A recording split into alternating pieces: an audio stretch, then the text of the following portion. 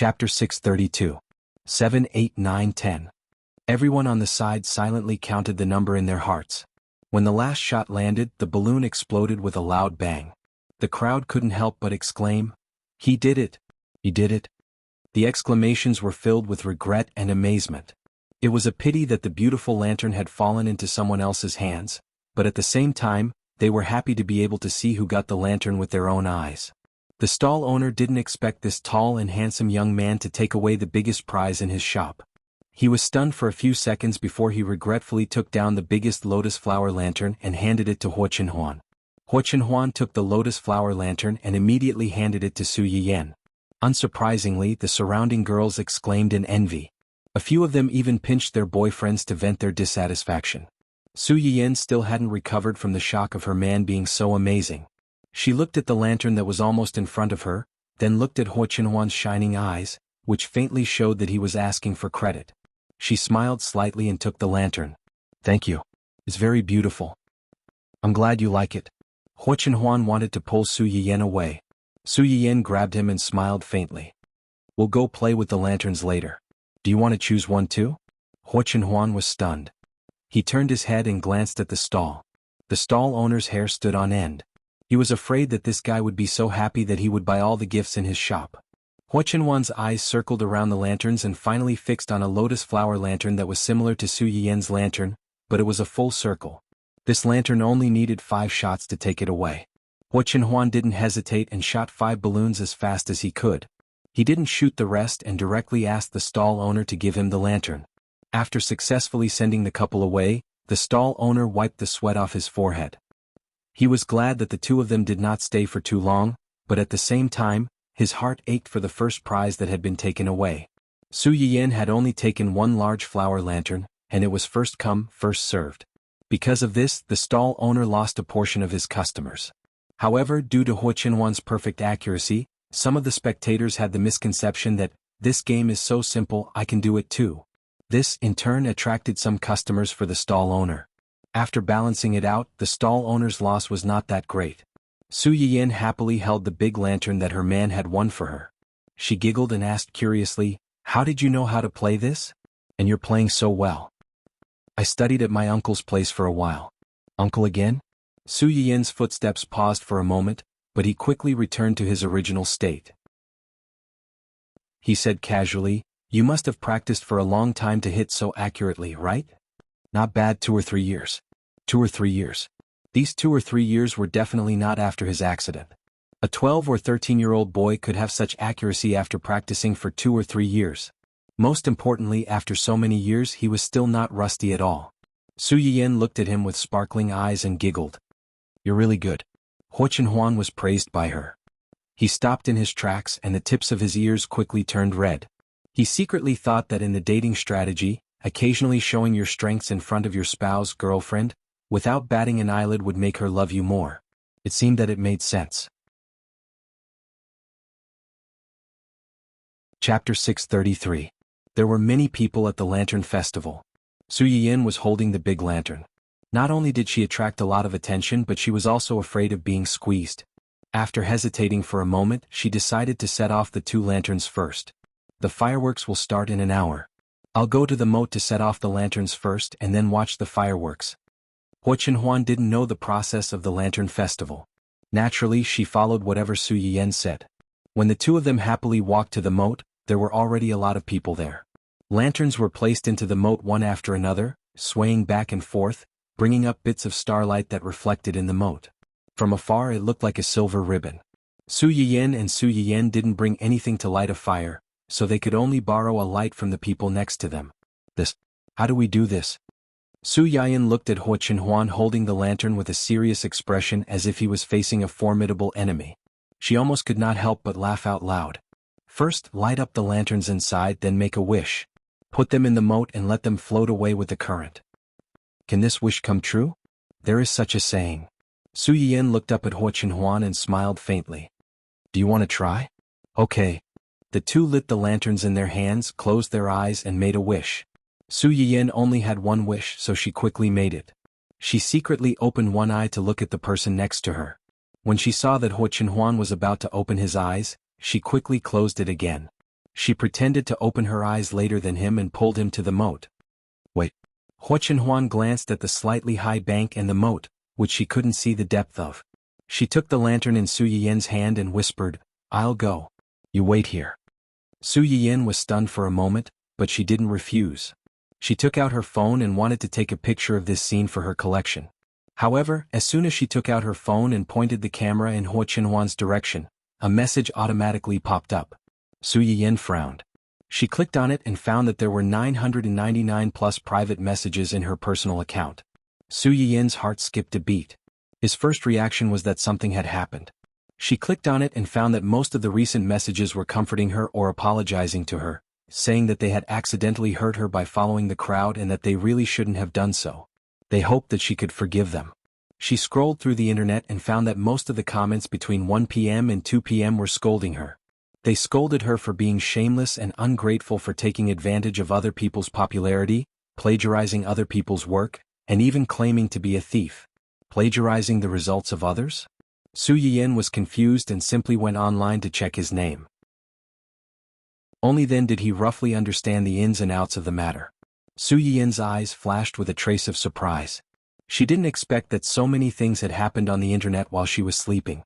After the Ancient Earth Cultural Research Institute came forward, the Hai restaurant quickly responded.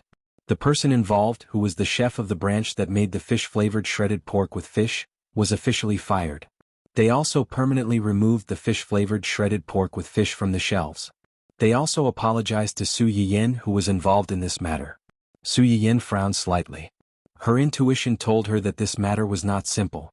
Sure enough, she found a private message from the Hai restaurant among the numerous private messages. This private message was sincerely worded. First, they apologized to her for the branch manager's matter and offered to give her some compensation. Then, perhaps because she didn't reply, they sent another message, saying that they hoped to cooperate with her. It was a win-win situation. Chapter 634. No matter what, Hai restaurant was still a big restaurant. Although its reputation had been damaged due to this incident, its reputation had declined. The main store reacted quickly by cutting off its tail like a gecko and quickly stabilized most of the customers who were wavering. For such a big restaurant, if an ordinary streamer or even a restaurant manager received such an olive branch, they might have agreed. However, Su Yiyan was not an ordinary streamer, and developing the restaurant was not her main purpose. Instead, Hai restaurant's goodwill made her feel like a weasel paying a visit to a chicken. She unconsciously raised her guard. "Why are you in a daze?" When Hua Chenhuan came back, he saw Su Yiyan holding her phone in a daze. "Nothing."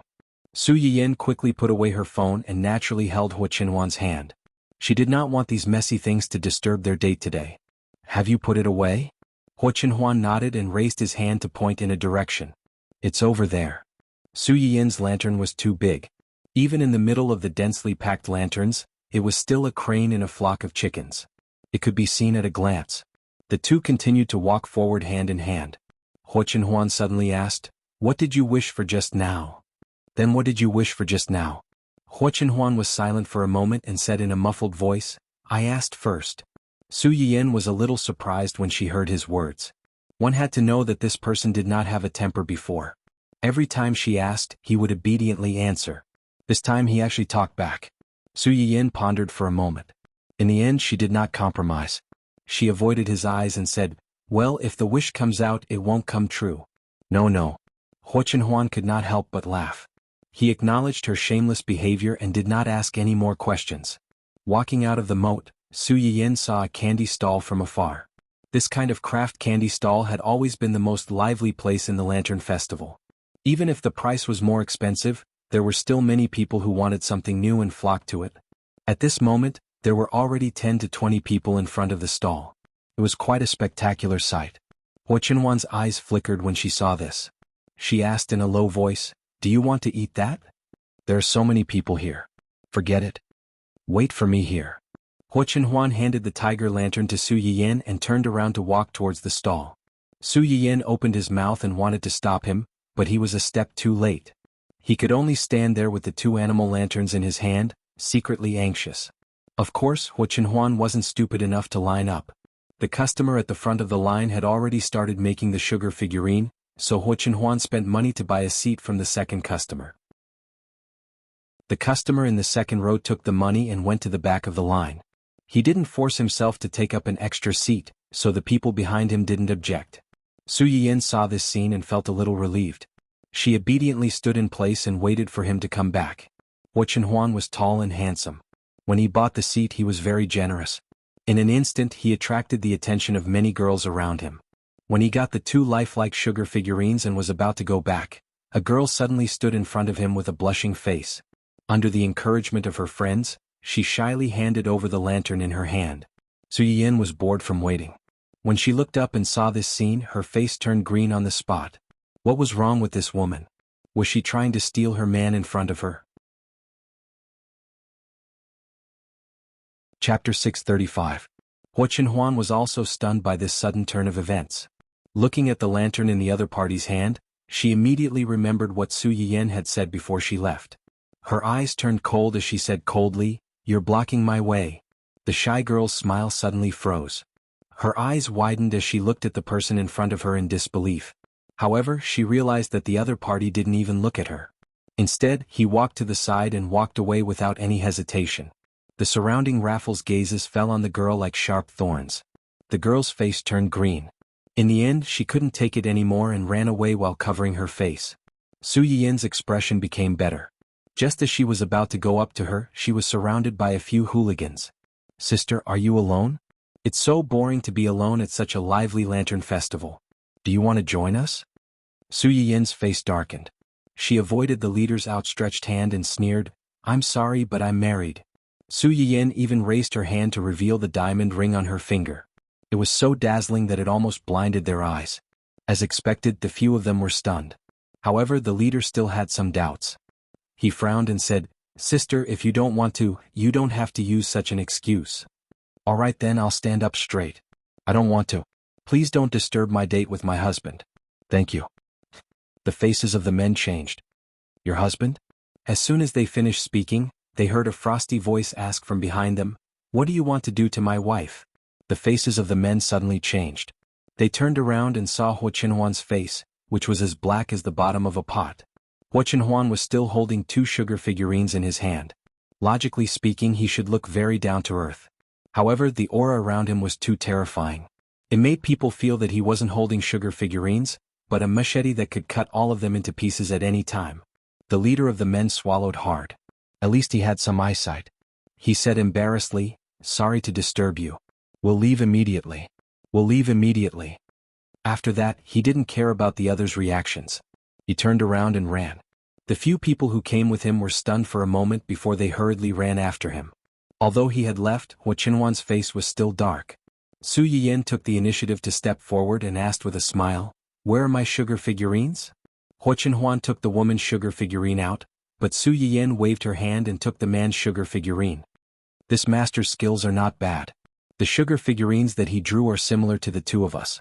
Although Huo Chenhuan agreed with Su Yiyin's words, she was still sulking and did not say anything. Su Yiyin was annoyed and amused at the same time. She helplessly coaxed, "All right, don't be angry. I didn't even care about that woman's confession to you." "A woman confessed to me?" Su Yiyin was stunned and didn't know whether to laugh or cry. "Didn't a woman hand you a lantern just now? Isn't that a confession?" Huo Chenhuan furrowed his brows and said with disdain, "I ignored her. I ignored them just now as well. Look, I even showed off our wedding rings." Su Yiyin even waved her hand to let him see the diamond ring on her finger. Then, as if she thought of something, she pouted and muttered, "You should also show off our wedding rings just now and let that woman know how difficult it is and back off." Su Yiyin saw that her husband had asked the sugar figurine master to make 2 sugar figurines, 1 male and 1 female. She didn't believe that woman couldn't guess that Huo Chenhuan was already taken. Chapter 636. She knew that he had someone, but she still came up to him and confessed with a shy and timid face. She was most familiar with this kind of white lotus.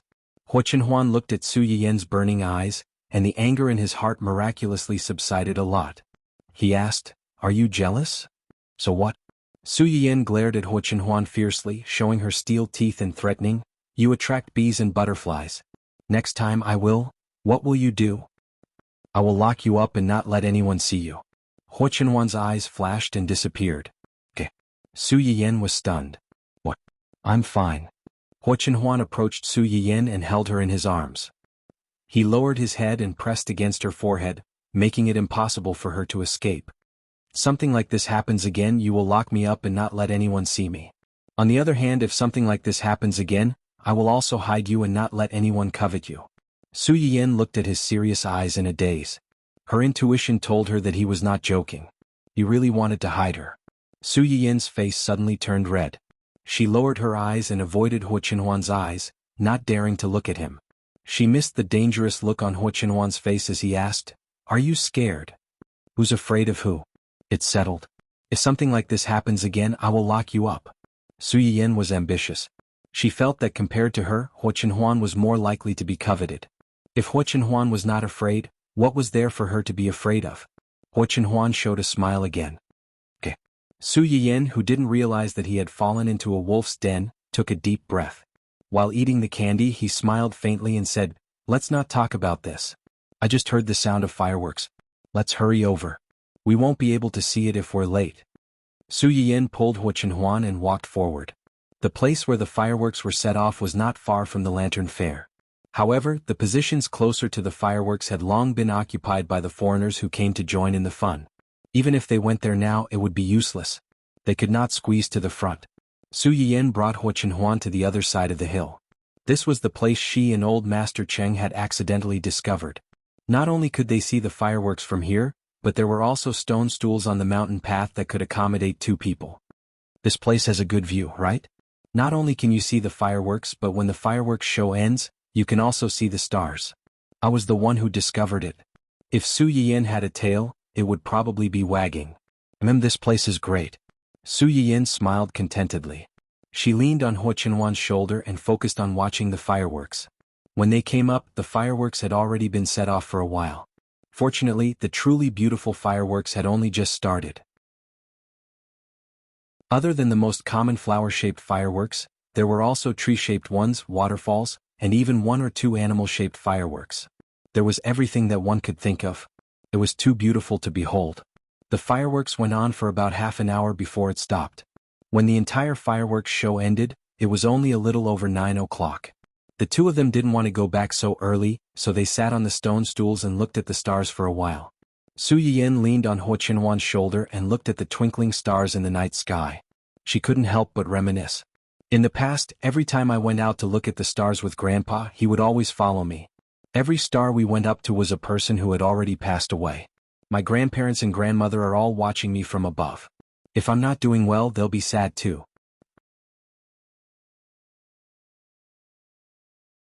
Chapter 637. After finishing her words, Su Yiyan keenly felt the change in Hua Chenhuan's expression. His originally soft face became stiff for a moment. Silence spread between the 2. After a long time, Su Yiyan heard the person beside her reply in a hoarse voice, "You're right." Su Yiyan smiled slightly and took the initiative to hold Hua Chenhuan's slightly cold hand. She asked tentatively, "Do you believe in reincarnation?" "I didn't before, but for you, I'm willing to believe." Su Yiyan's heart trembled. For a moment, she almost thought that Hua Chenhuan knew everything. "What? This lifetime is too short. I still want to be with you in the next lifetime." Su Yiyan breathed a sigh of relief and felt funny at the same time. "You haven't spent much in this lifetime, but you're thinking about the next lifetime?" "I'm not only thinking about the next lifetime, but also about many lifetimes in the future." "According to your method, won't I hang myself on your tree for all my lifetimes?" Hua Chenhuan's tone was a little dangerous. "If you don't hang yourself on my tree, which tree do you want to hang yourself on?" Su Yiyan curled her lips and did not intend to answer this question. "In fact, I've always been curious." "What? Why did you fall in love with me?" Hua Chenhuan was stunned and looked at Su Yiyan with a little surprise. "Don't you remember?" He had always thought that the reason why Su Yiyan suddenly wanted to marry him when they broke off the engagement was that she remembered Lianqiu. Now it seemed that it was not? Su Yiyan was also confused. Remember? Remember what? She had always thought that Hua Chenhuan's love for her in the early days should be one-sided peeping and secret love. Now, listening to his words, it seemed that they had crossed paths before, and this intersection was many years ago. Did I meet Hua Chenhuan at that time? How did they meet? What happened? Su Yiyan couldn't recall what had happened at that time, and he was extremely curious. However, at this moment, Huan turned around and held Su Yiyen's hand. His large palm effortlessly wrapped around Su Yiyen's hand, which was one size larger than his. He smiled faintly and said, "Wait until you remember." It didn't matter. No matter what the reason was, she was already his. She couldn't run away. Huan, on the other hand, did not take it too seriously. Su Yiyen, on the other hand, was extremely curious and looked at him pitifully. However, this time, Huan seemed determined to make her remember by herself. She turned a blind eye to Su Yiyen's pleas. Su Yiyen was a little disappointed that this trick didn't work. She secretly planned to go back and ask her mother. Maybe she could find some clues. The night before, they watched the fireworks and stars a little late. The next day, Su Yiyen also woke up a little late. When she came out, she saw that the few old grandpas who came to their house yesterday were really here today. They were all fishing with Old Master Cheng in the backyard. Old Master Cheng's face was dark and he didn't say a word. Grandpa Li, on the other hand, kept teasing him. "Old man, why are you so narrow-minded? Didn't I say a few words that you didn't want to hear? You actually blacklisted me. Hurry up and add me back. Hurry up and add me back." Old Master Cheng glared at him, his face full of displeasure. "You want me to add you back? Do you think I don't care about my face?" Su Yiyen and Huan had just walked into the backyard when they heard this. They couldn't help but burst out laughing. Chapter 638. Grandpa Li didn't notice them. Grandpa Cheng's words made him uncomfortable. He muttered, "I've already humbled myself and followed you around. Don't you have enough face for me?" Grandpa Cheng couldn't help but glare at him again. He waved his hand like he was driving a duck and waved him away. "Go, go, go, go. I'm fishing and you're nagging on the side. You're scaring away my fish." Grandpa Li felt wronged and depressed. He said, "With your skills, even if I wasn't here, you still wouldn't be able to catch anything. You still have the nerve to push the blame to me." Grandpa Cheng's face darkened. "You what?" "I didn't do anything." For the sake of better freeloading in the future, he endured it. Su Yiyen watched them bicker with relish before walking over with Huan. "Grandpa, Grandpa Li, Grandpa Zhang, Grandpa Deng, Grandpa Fan, are you fishing? Yin is here." When they saw Su Yiyen, they immediately put on smiles and looked at Su Yiyen with amiable eyes. "This is Yin's girl, right?" Yesterday they came and went in a hurry, so they didn't pay much attention to Huan, who came back with Su Yiyen. Now that they saw Huan and Su Yiyen appear together, they couldn't pretend that they didn't see anything. "He's really good-looking and tall. Yin and him look like a good match. What does this guy's family do?" Yin's grandmother used to be a famous beauty in our area. Among her generation, Yin looks the most like her. Many boys around here like her. It's your blessing to be able to marry her. You have to cherish her. Do we need you to do that? Among us, Old Man Cheng is the most protective. You better behave yourself. If you dare to let Yin down, Old Man Cheng will skin you alive. Huan listened to the joking warnings of the old men. She knew that these people had a good relationship with Old Master Cheng. They had probably watched Su Yiyen grow up, so their warnings might not be a joke. He said good-naturedly, "Grandpas, don't worry. I know how good Yin is. I won't let anyone bully her." Huan's submissive attitude in front of her elders made Su Yiyen feel pity for her. She hastily defended her and said, "Grandpa Deng, don't be blind. My grandfather is not that fierce. My Huan is honest. Don't bully him." If these words were heard by Huan's subordinates, they would probably be taken aback. Their boss, young master, was honest? If he was honest, there would be no dishonest person in this world. Old Man Cheng isn't fierce? Grandpa Li was stunned for a moment. Then he said mercilessly, "Ha ha, that's probably the biggest joke I've heard this year." Old Man Cheng was so angry that he hit him with his fishing rod. "Of course I'm not fierce in front of Yin. Don't you know why I'm fierce to you? If it were me with your shameless temper, I'd only be fierce to you. I'm already being extremely benevolent by not hitting you." Grandpa Li, who had already been hit by the rod, was speechless. "You've already hit me. Are you trying to lie through your teeth by not hitting me?" The other grandpas ignored the two old men's bickering. Instead, they teased Su Yiyen. TSK. Look at Yin. He's helping an outsider. I only said a few words and he's already defending her. Isn't that right? Why else would a son not listen to his mother when he's old? Poor old men like us. We're always thinking about our seniors, but we're still being despised.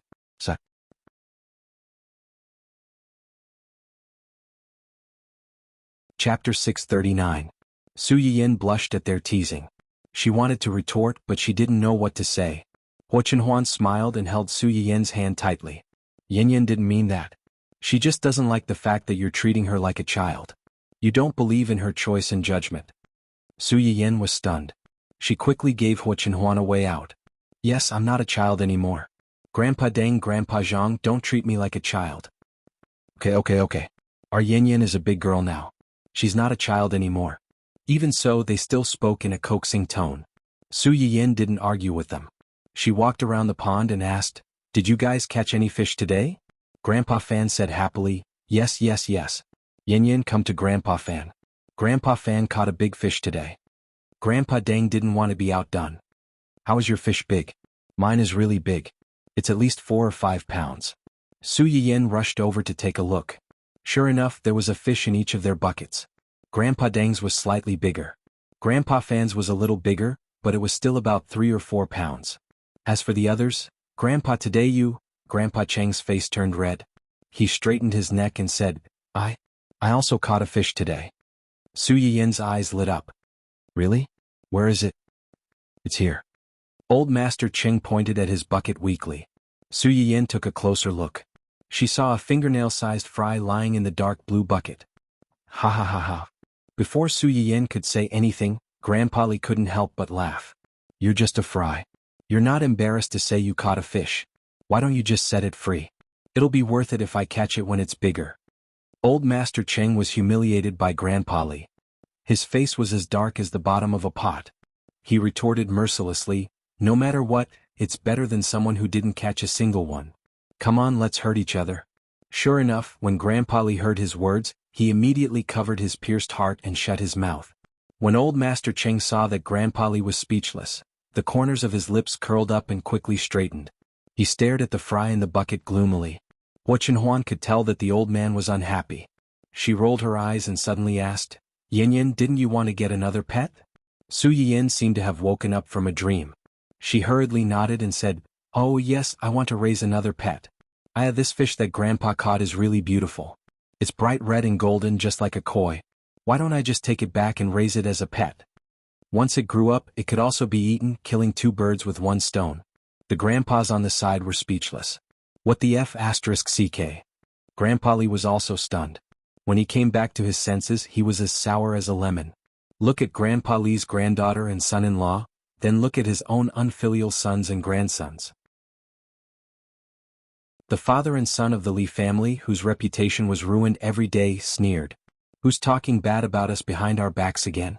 Old Master Cheng didn't expect that the person who helped him out in the end would be Huo Chenhuan. He raised his eyebrows and gave her a look of praise. Huo Chenhuan replied with a polite smile, concealing his achievements and fame.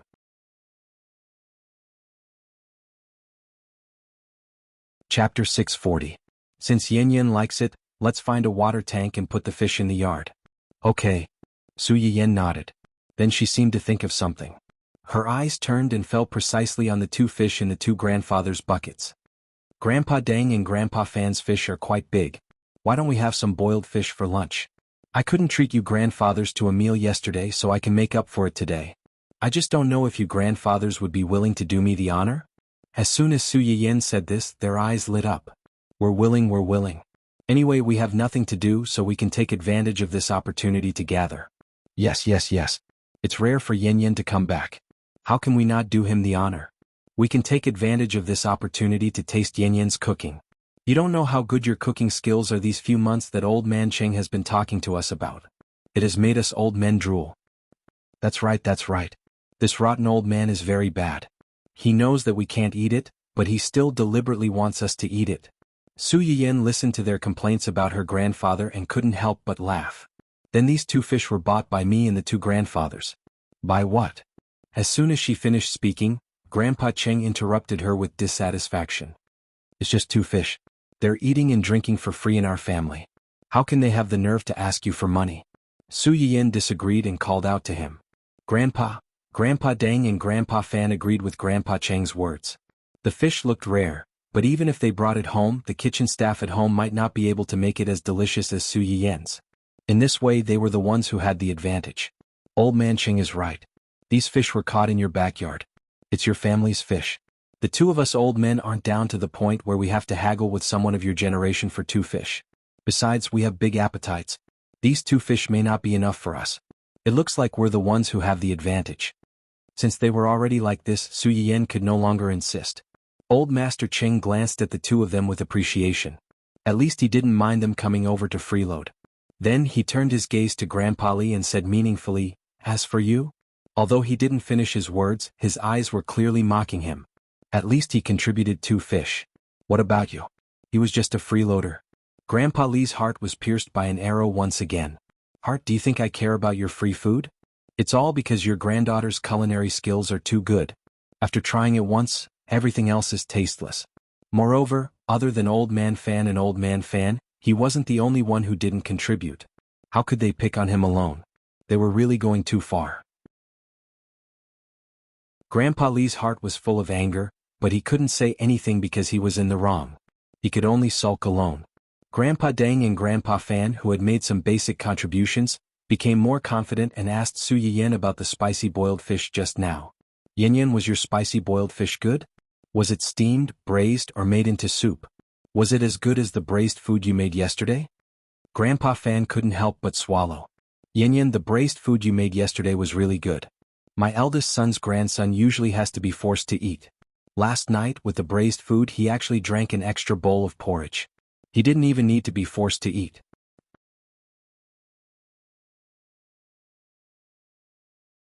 Chapter 641. Yes. Yesterday when I took it home, my family immediately chased after me to fight for it. If I hadn't acted fast, I'm afraid they wouldn't have left a single piece of it for me.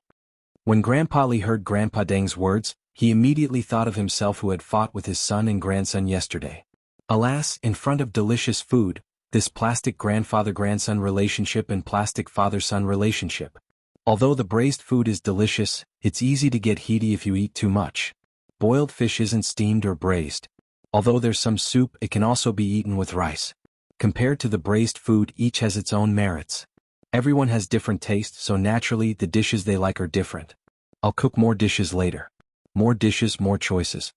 They didn't have many requirements for what to eat as long as it was delicious.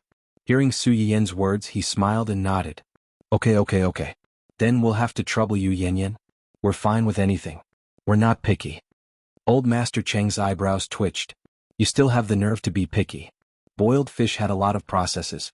In order to make it in time for lunch, Su Yiyan immediately took the 2 fish and left. When he entered the kitchen, he found that Huo Chenhuan had followed him in. "Why did you come in?" "I'll be your assistant." "You?" Su Yiyan stared at him in surprise for a long time, as if she wanted to see a trace of a joke from his face. Unfortunately, she was disappointed. Huo Chenhuan was very serious. He didn't seem to be joking at all. "I have to take care of you before." He really didn't know how to cook, but he could help. Su Yiyan understood what he meant. Amused, she felt a little warm. Thinking that she didn't plan to broadcast these days, it wasn't a big deal to have one more person to help in the kitchen. But Su Yiyan looked up and down at Huo Chenhuan. This person probably hadn't even entered the kitchen a few times. He hadn't even touched anything. He really didn't do anything. It was okay to let him help you manage the company and talk about cooperation, but to let him help you cook, Su Yiyan weighed the pros and cons and chose the simplest thing for him. "Help me wash some rice. It's in the rice vat over there. There are a lot of people today, so we have to cook more. That box inside for boxes should be enough." Huo Chenhuan accepted the task and nodded solemnly. She picked up the pot and walked towards the rice vat. Su Yiyan felt that washing the rice should be a simple task, so he didn't care too much and began to kill the fish.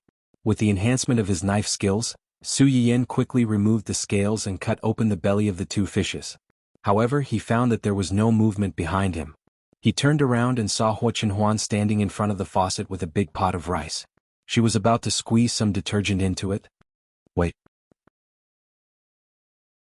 Su Yiyan exclaimed and pulled Huo Chenhuan back before she could squeeze the detergent into the pot. "Huh?" Huo Chenhuan was shocked by Su Yiyan's shout. Her face was blank. Su Yiyan took a deep breath and felt that his heart was about to jump out. Rice can't be washed with detergent. Just wash it with water 3 or 4 times to get rid of the dregs inside. Huo Chenhuan was silent for a while and was a little worried. "Can it be washed clean like this?" Yes. The rice isn't dirty. Washing it a few times is enough. Since Su Yiyin had already said so, Hu Chenhuan didn't continue to argue. She carefully added water and began to rub the rice. Looking at how serious he was, he probably had to rub half of the rice before he could cook it. Su Yiyin? Forget it, forget it. It's rare for him to be in such a good mood. He can wash it however he wants.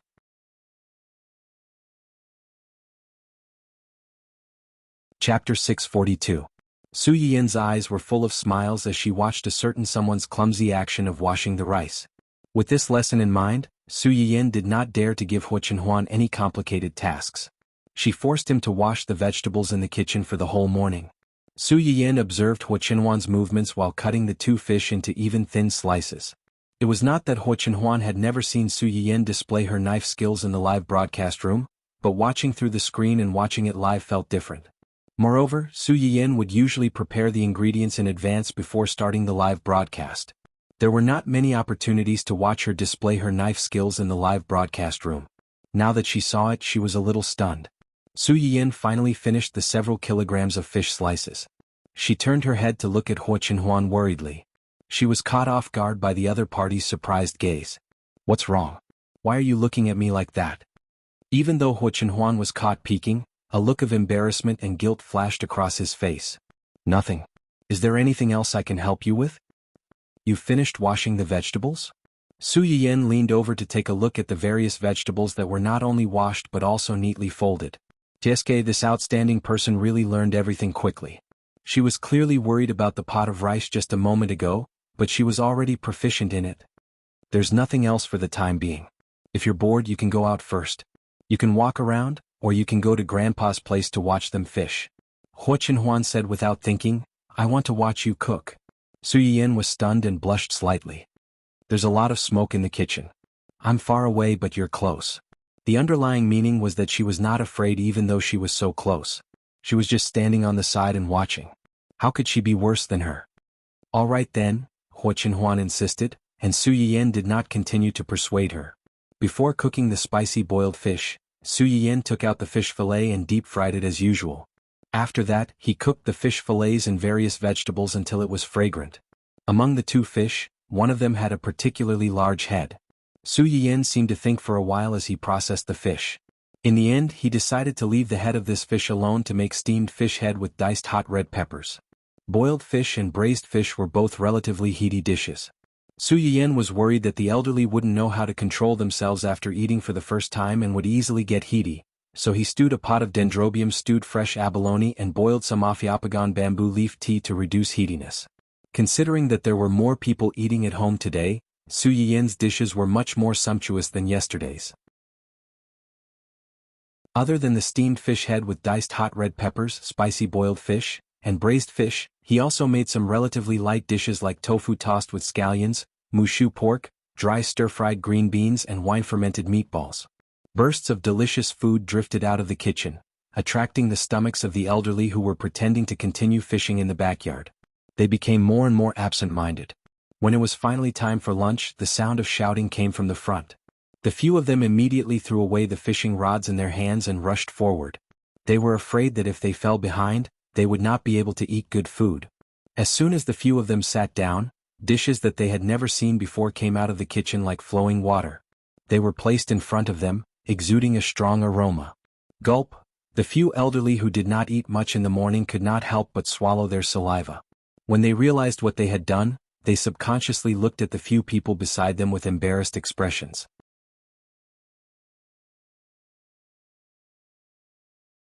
Chapter 643. This was the scene that Su Yiyin and Hu Chenhuan saw when they came out of the kitchen.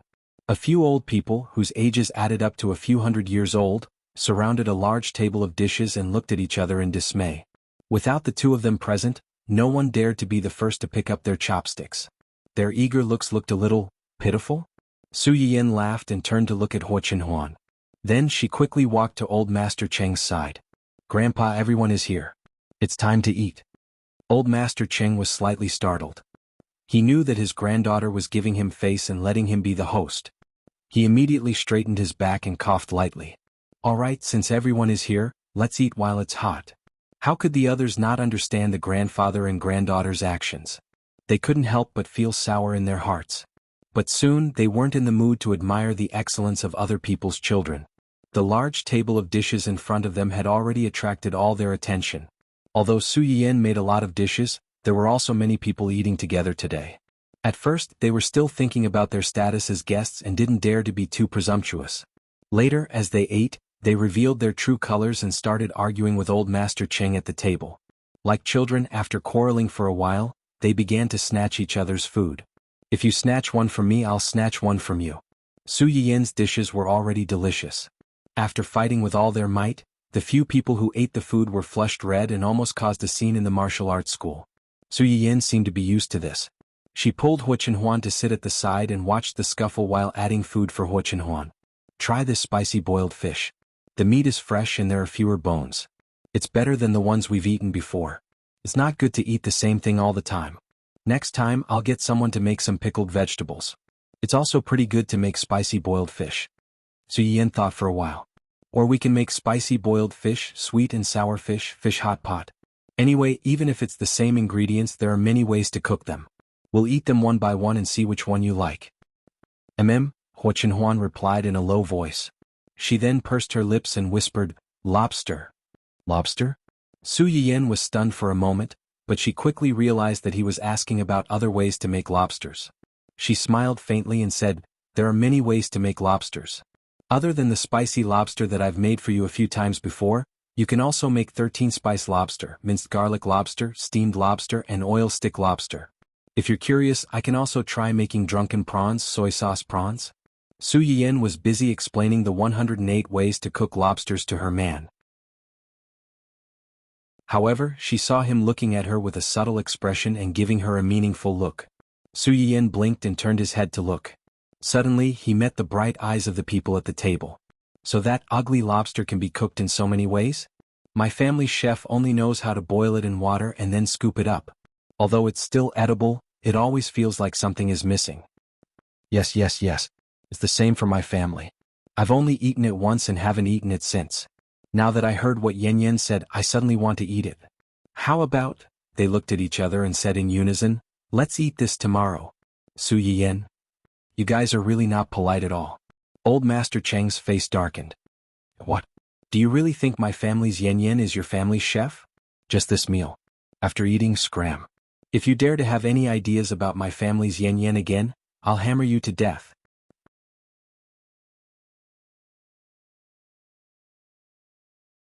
Chapter 644. The others weren't happy to hear that. Old Man Cheng, that's too much.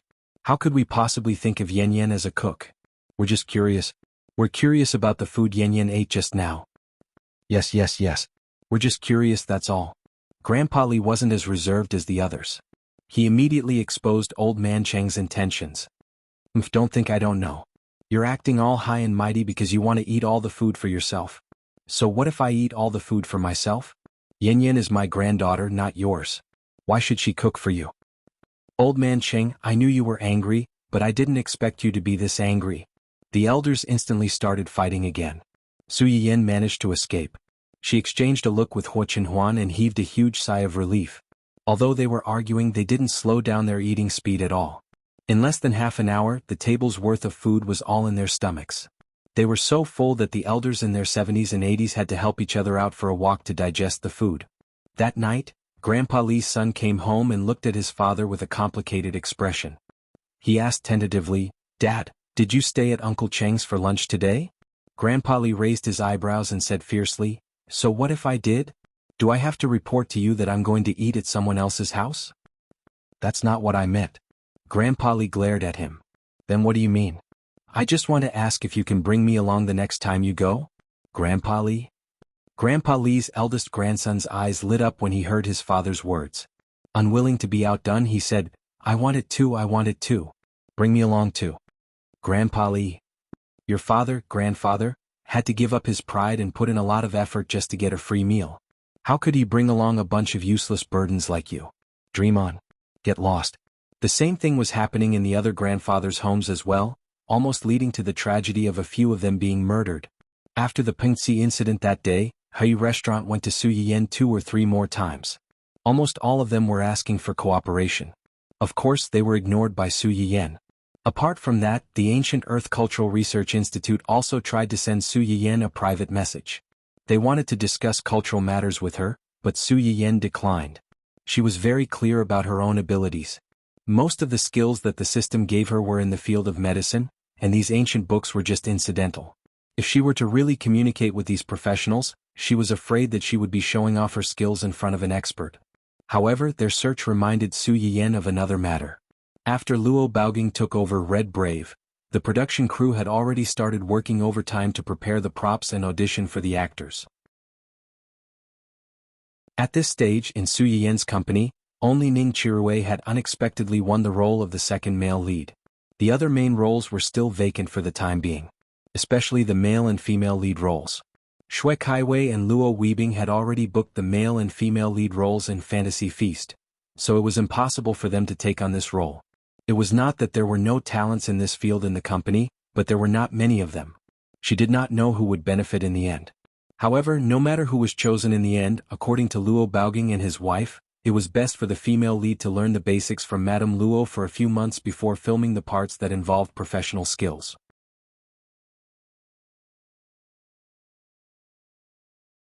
Chapter 645. Of course, that was not the case. In the next few months, the crew would simply stop filming and wait for her to finish learning. Instead, they would move all the professional drama-related scenes to the back and let the female lead film other scenes first. She would learn as she filmed. But this meant that she would be very busy and tired in the next few months. At the very least, they had to choose a talented talent who was hardworking, could endure hardships and had acting skills. Su Yiyan could not help with Luo Baoging, but Su Yiyan still had a professional drama book that she had previously drawn. However, although she had drawn this book, it was something provided by the system and could not be taken out directly from the system backpack. Su Yiyan had no choice but to spend a few days copying the contents of the book and sending it to Song Linghua. To the outside world, it was only a copy of the book that was treasured at home. It was not easy to take it out, so she could only make a copy for her. Even so, Song Linghua was very surprised when she received it. She secretly rejoiced that she had accepted the role of consultant for the crew. Otherwise, such a priceless treasure would have fallen into someone else's hands. Song Linghua was not someone who did not know how to return the favor. After taking Su Yiyan's book, she immediately said that when the female lead was decided, she would teach her well and would not let down the book. Su Yiyan and Song Linghua stayed in the Qing family for about a week before Old Master Jiang brought Jiang Qingwang and Jiang Qing run over. It just so happened that Old Master Jiang's friend's residence was not far from the Qing family's residence. They could reach it in about half an hour by car. Considering that there was a pregnant woman at home, it was not convenient for the Jiang family to come over. Su Yiyan simply set the treatment location at the house where the Jiang family was temporarily staying. If Su Yiyan wanted to go, Hua Chenhuan naturally had to follow. After all, a certain brat had previously wanted to give his life to Su Yiyan in front of them. If he did not go with them, what if his wife was bullied there? When Su Yiyan and Heir Ran arrived, the first person who ran out to greet them was a 15 or 16-year-old brother with a young and delicate face. At first, Su Yiyan thought that he was Old Master Jiang's friend, the child of the real owner of the house, or a relative of the Jiang family. Then the child reached out and touched his own hair, looking at Su Yiyan as if he was asking for credit. You.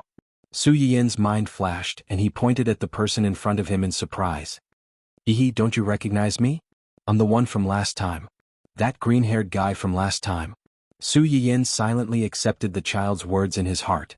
He looked at him from top to bottom and carefully sized him up. Not only had this child dyed his hair back, but his hairstyle had also changed. It was no longer the blunt hairstyle that he had seen the last time. Instead, it had been cut diagonally in front of his head, making him look fashionable and bright. Without the smoky makeup, her facial features looked a little immature, but she had the advantage of being delicate and upright. The most important thing was that this child's skin was white, the kind that girls would be jealous of. Coupled with the white shirt and black pants, he did not look like the arrogant and heroic young man from before. He looked like a good boy with a white face. How did you? The impact of a non-mainstream and rebellious young man suddenly becoming sunny and fresh was so great that Su Yiyan did not react for a long time. Hua Chenhuan's face darkened. His intuition told him that this idiotic bastard was deliberately pretending to be obedient to attract his wife's attention.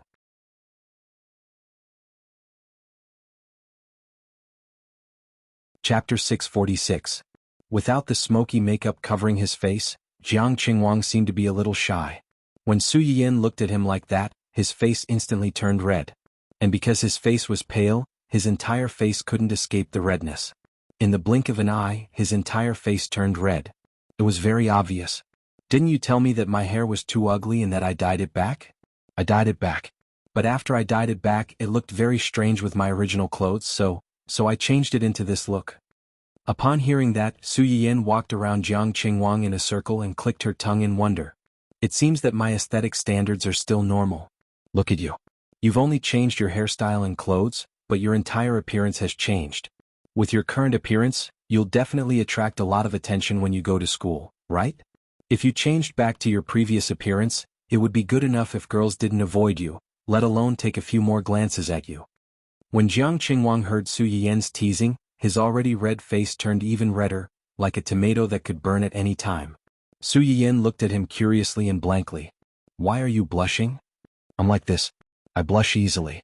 After that, Jiang Qingwang glanced at Hua Chenhuan and added with a strong desire to survive, I'm like this to everyone, not just you. Little did he know that his glance had a completely different meaning in Hua Chenhuan's eyes. As expected, this bastard had ulterior motives for his wife. He dared to be so coy and scheming in front of him. How bold. But last time you... Su Yiyan originally thought, you weren't so shy last time. You were very bold when you bared your fangs and brandished your claws. But then she remembered that when Jiang Qingwang went to their house last time, the makeup on his face was so thick that she could dig out 1/2 kilogram of white flour. But although the makeup was thick, Su Yiyan still had a deep impression of his Chinibu appearance when he wasn't wearing it. Could it be, don't tell me you're so shy that you purposely put on that non-mainstream look so that people won't notice your pretty face? Jiang Qingwang was exposed. His whole body stiffened for a moment, but he still admitted to Su Yiyan's method and tried to save his dignity. Don't you think that, it's very cool? I don't think so. Su Yiyan was not stupid. She had already guessed the truth from Jiang Qingwang's guilty and evasive gaze. He secretly sighed in his heart. Sure enough, you can't judge a book by its cover. This white lotus may be hiding a scheming B***TCH under her skin. Similarly, some fiendish delinquents may also be a real white rabbit under their skin. When Hua Chenhuan heard this, she could not help but cough softly. She interrupted the conversation between the two and reminded, Yanyan, old Master Jiang and Sister Jiang are still waiting inside. Let's go in first. After being reminded by him, Su Yiyan also remembered the important matter. She temporarily suppressed her curiosity about Rao and nodded. All right, we're here to look for your sister. Jiang Qingwang saw that Su Yiyan did not continue to stare at him. He breathed a sigh of relief and said, Grandpa and my sister have been waiting for you inside for a long time. Please. Su Yiyan nodded and pulled Hua Chenhuan inside.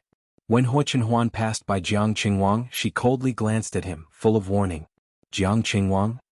What was going on? Old Master Jiang was indeed waiting for the two inside. When he saw the two enter, his eyes lit up. He was about to approach them when he saw the two of them. But then, he saw the cold face of the son of an aristocratic family. What was going on? His face was so ugly. Could it be that his unfilial grandson had caused trouble again? Jiang Qingwang. He was wronged.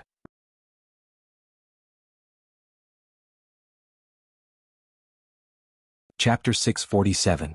Su Yiyan didn't notice the brief confrontation between the men.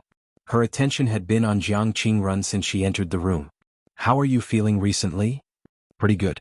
Jiang Qingrun seemed to be a little fatter than before and her face was ruddy. In addition to the medicinal cuisine sent by Su Yiyan, it should also be because she saw the hope of recovery and her mood improved. It's just a little sore occasionally. It's not very painful, just a little. I don't want to get up. With Hua Chenhuan's experience, Su Yiyan could probably understand what she meant. She smiled and comforted her. This is normal. Your muscles are slowly recovering and you have feeling. This process may take some time. You have to take it slowly. I know. Jiang Qingruan's eyes were very bright. Compared with her previous ignorance, she preferred this kind of pain.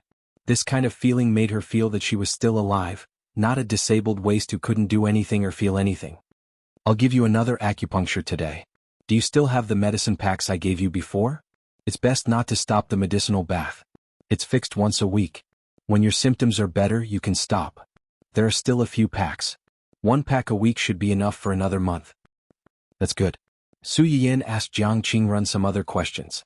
Then the two of them entered the room and treated her one-on-one. Huo Qinhuan and the Jiang family's grandfather and grandson were left outside. After a short silence, Huo Qinhuan broke the silence first. Is this child of yours still studying? Old Master Jiang was stunned. He really didn't understand why he asked this. He nodded stiffly. Yes, she just went to high school. High school? Huo Qinhuan pondered. It's a good time to study. Yes. At this stage, studying should be the priority. Don't always think about messy things to distract you. Old Master Jiang's eyes were confused. Messy things? Huo Qinhuan's eyes were slightly cold. For example, puppy love. Jiang Qinhuan? Old Master Jiang? Puppy love? After a brief shock, Old Master Jiang raised his voice unconsciously. You're in love at such a young age? Jiang Qinhuan almost choked.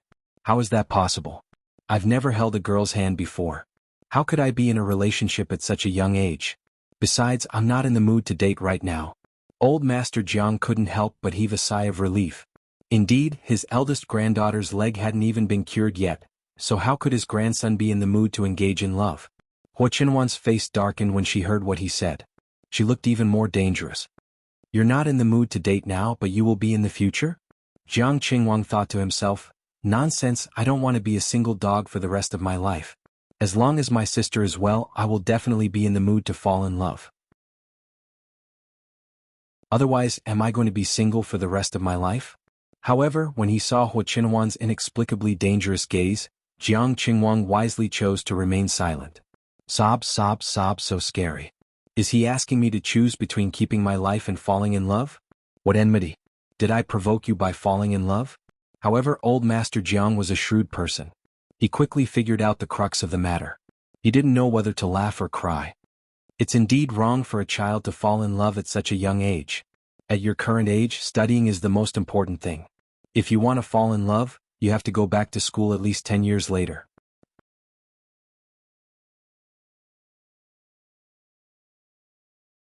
Chapter 648. 10 years later? Jiang Qinhuan was shocked. That was too long. Old Master Jiang narrowed his eyes and said with a fierce face, What do you mean long? 10 years later is just right. You're not even fully grown yet you want to hook up with girls. If something really goes wrong, can you bear the responsibility? That's all I have to say today. If you dare to fall in love at such a young age or secretly mess with an adult girl's belly, I won't have a grandson like you. Pack up your things and get out of here. Jiang Qinhuan. Falling in love is like collapsing. Is it necessary? It's really too difficult for me. Old Master Jiang also knew that his words were a little harsh, but he also understood that this was the only way to eliminate someone's wariness of his grandson. After all, a man's possessiveness was sometimes quite a scary thing. My dear grandson, you can suffer a little and fall in love later. Grandpa is also trying to save your life.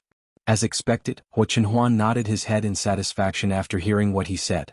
10 years later, this guy wouldn't covet his wife anymore.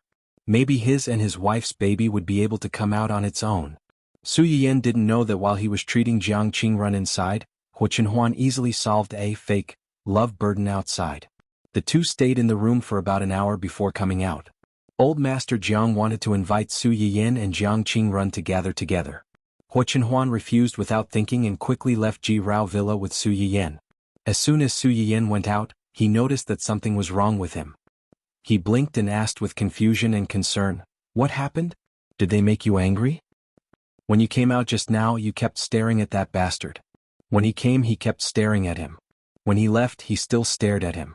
Huo Qinhuan's stomach was full of jealousy and jealousy. Bastard? Su Yiyan was stunned for a few seconds and didn't know whether to laugh or cry. You mean Jiang Qinhuan? Huo Qinhuan pursed her lips and said in a hoarse voice, Last time, you looked at him because of his green hair. The underlying meaning was that he didn't have a head full of green hair today, so why was he still looking? The last time I saw him, it was indeed because of his green hair.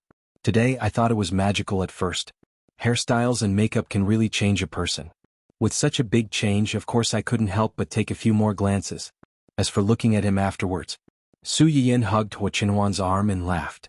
Do you think I can make money by signing him to East City? You want to sign him to your company? That's right. Don't you think he's pretty good looking? My company is currently in need of talents. Huo Qinhuan didn't wait for Su Yiyan to finish before interrupting her. It seems that you have quite a few artists in your company. Su Yiyan was stunned. She did not expect Hua Qinhuan to pay attention to this. Yes, there are quite a few. But it's too simplistic. Single? Yes, although there are many artists in my company, it's too simplistic. And most of them are in their early 20s, so the roles they take are limited. Like Luo Weibing, Ning Chirui, they're all okay now, but what about in 10 or 20 years? Su Yiyan paused here and sighed. Generations of people in the company walk their own path. The original position naturally needs to be replaced by generations of people. It's like a person who wants to live. It's useless to keep circulating without fresh blood.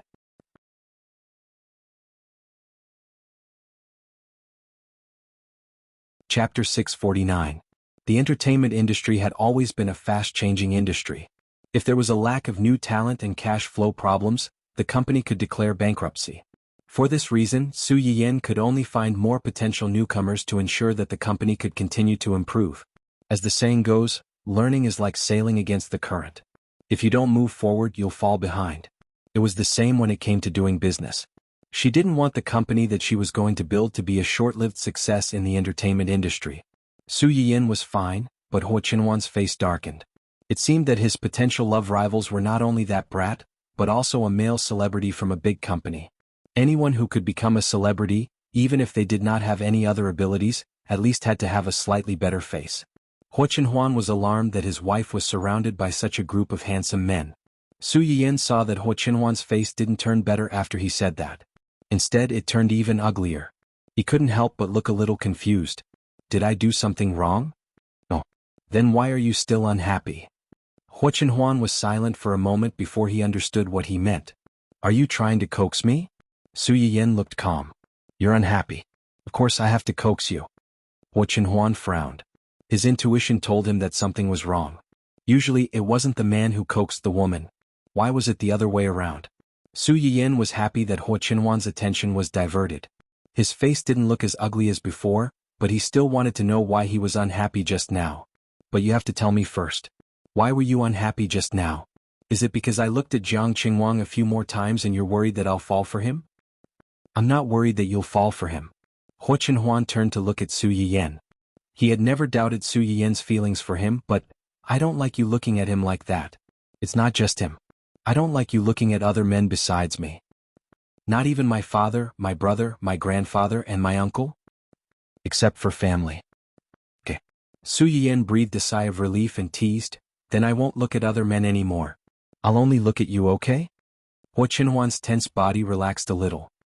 He asked in a hoarse voice, don't you think that I'm too nosy? If you don't care about me, I'll be worried. You're right. I didn't do this. Finding artists should be left to Brother Junxing and the others. Although I'm the boss of a company, I'm still considered an outsider. Whether or not they have potential, whether or not their looks pass the mark, and how they will be arranged in the future, we still have to bring them in to understand them personally. Su Yiyan looked into Hua Qinhuan's eyes and said, I will call Brother Junxing in a while and ask him to contact Jiang Qingwang. I just don't know what his intentions are. Also, I wonder if old Master Jiang will refuse to let him enter this circle. After all, the Jiang family was a rich family. They might not be willing to let a rich second-generation young master enter the entertainment circle and become a star. Hua Qinhuan knew that Su Yiyan was giving in for him. The unhappiness in his heart dissipated a lot. He muttered, if he's willing, the old master won't interfere. How can you be so sure? The Jiang family seems to have some wealth on the surface.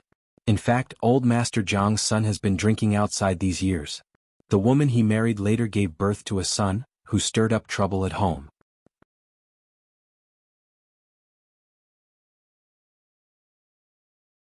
Chapter 650.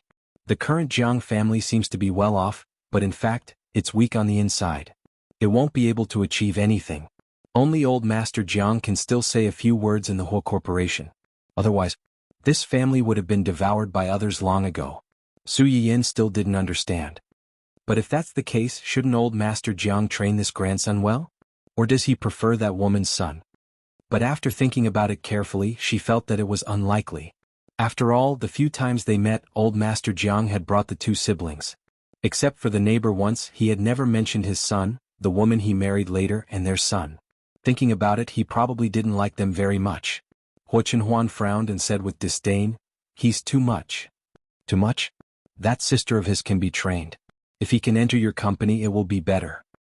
Huo Chenhuan seemed to be a little worried that Su Yiyan didn't understand, so she added, "Entering your company means that he is under my protection. The woman next to old Master Jiang's son has something to do with Huo Qihan." "Something to do with Huo Qihan?" Su Yiyan was shocked. "Do you mean that old Master Jiang's son supports Huo Qihan?" "Yes. If not for this, Huo Chenhuan wouldn't have approached old Master Jiang. With old Master Jiang around, no matter how his son was influenced by that woman, he wouldn't be able to set off any big waves." Su Yiyan also understood that the Jiang family's filial son was obviously not on the same side as old Master Jiang. If old Master Jiang really supported Huo Chenhuan, this piece of trash and the three stepmothers would ruthlessly control the Jiang siblings and threaten old Master Jiang to give in at the last minute. Jiang Qingrun was fine. After all, she was a few years older. When her leg was cured, she would at least have the ability to protect herself. On the other hand, Jiang Qingwang looked stupid and was very easy to deceive. After figuring out the reason, Su Yiyan didn't continue to dwell on it.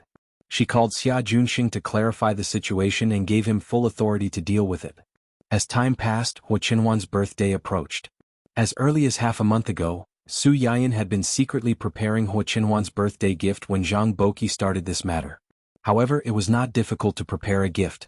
The difficult part was how to give him a surprise on his birthday. For the past few days, Huo Chenhuan had been accompanying Su Yiyan and was inseparable from her.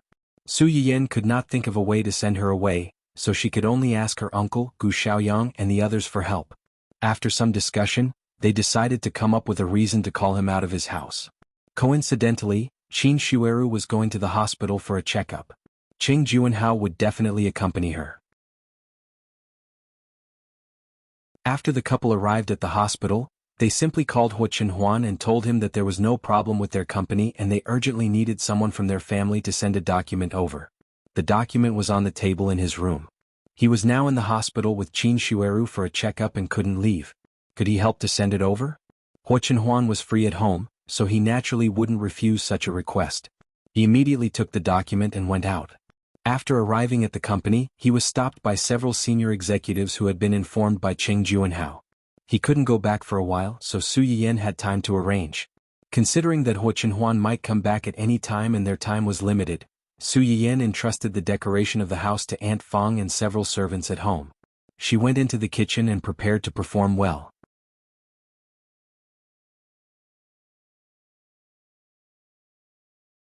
Chapter 651. As for what to eat on a birthday, it was nothing more than cake, longevity noodles, and other delicacies that were full of blessings. Considering that the cake would take a long time to bake, Huo Chenhuan hurried into the kitchen and turned on the one-way recording function of the live broadcast. "Hello everyone, I'm the host, Yan Yan. Today is my husband's birthday and I want to prepare a special surprise for him. So today I'm only recording and not broadcasting. In addition, after this recording is released, 3 lucky audience members will be selected in the comments section to give gifts. The lucky draw date will be tomorrow morning at 10 o'clock. Those who are interested can participate." Although there was no live broadcast, Su Yiyan tried to explain the ins and outs of the matter as much as possible. The difficulty of making a cake was how to make the cake embryo smoothly rise. Su Yiyan used low-gluten flour and mixed in eggs and baking powder. Su Yiyan wanted to make a 3-layer cake, so he simply made 3 molds and baked them together. Fortunately, the Cheng family's oven was big enough, so it wasn't difficult to bake 3 molds at once. While baking the cake embryo, Su Yiyan didn't stay idle and began to make other food. "Now let's make the wife cake that I promised you before. The filling of the wife cake is winter melon. As the name suggests, winter melon is made from winter melon. Peel the winter melon, remove the seeds, steam it until it's cooked, then use a blender to beat it into a paste. After that, filter the water and add sugar to stir-fry. After stir-frying, take out the pan and let it cool.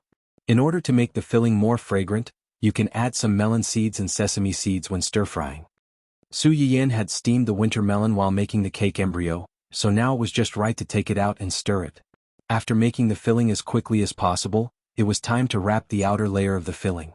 In order to make the outer layer of the cake crispy and delicious after baking, 2 different kinds of dough were needed.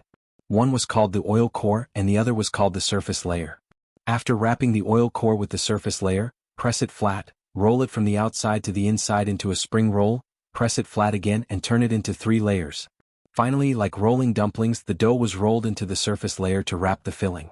Finally, he brushed a layer of egg liquid on top of the wrapped pie and sprinkled sesame seeds to ensure that the pie was more beautiful and appetizing. It was indeed a little troublesome to make, but it was precisely because it was troublesome that the pastry inside would have layers upon layers after it was baked, making it thin and soft. Su Yiyan made dozens of wife-flavored biscuits and put them in the bottom layer of the oven to bake. Then he wiped his hands and continued with a smile. Previously, when I was making dried Wuxia shredded pork, I saw many of my audience members asking me if there were any similar dishes that didn't use this ingredient but had this name. Since everyone has asked, I'll take this opportunity to make a few more for everyone. First of all, the first ingredient is called husband and wife lung slice. This dish is amazing. From the name you can tell that this is a dish developed by a couple.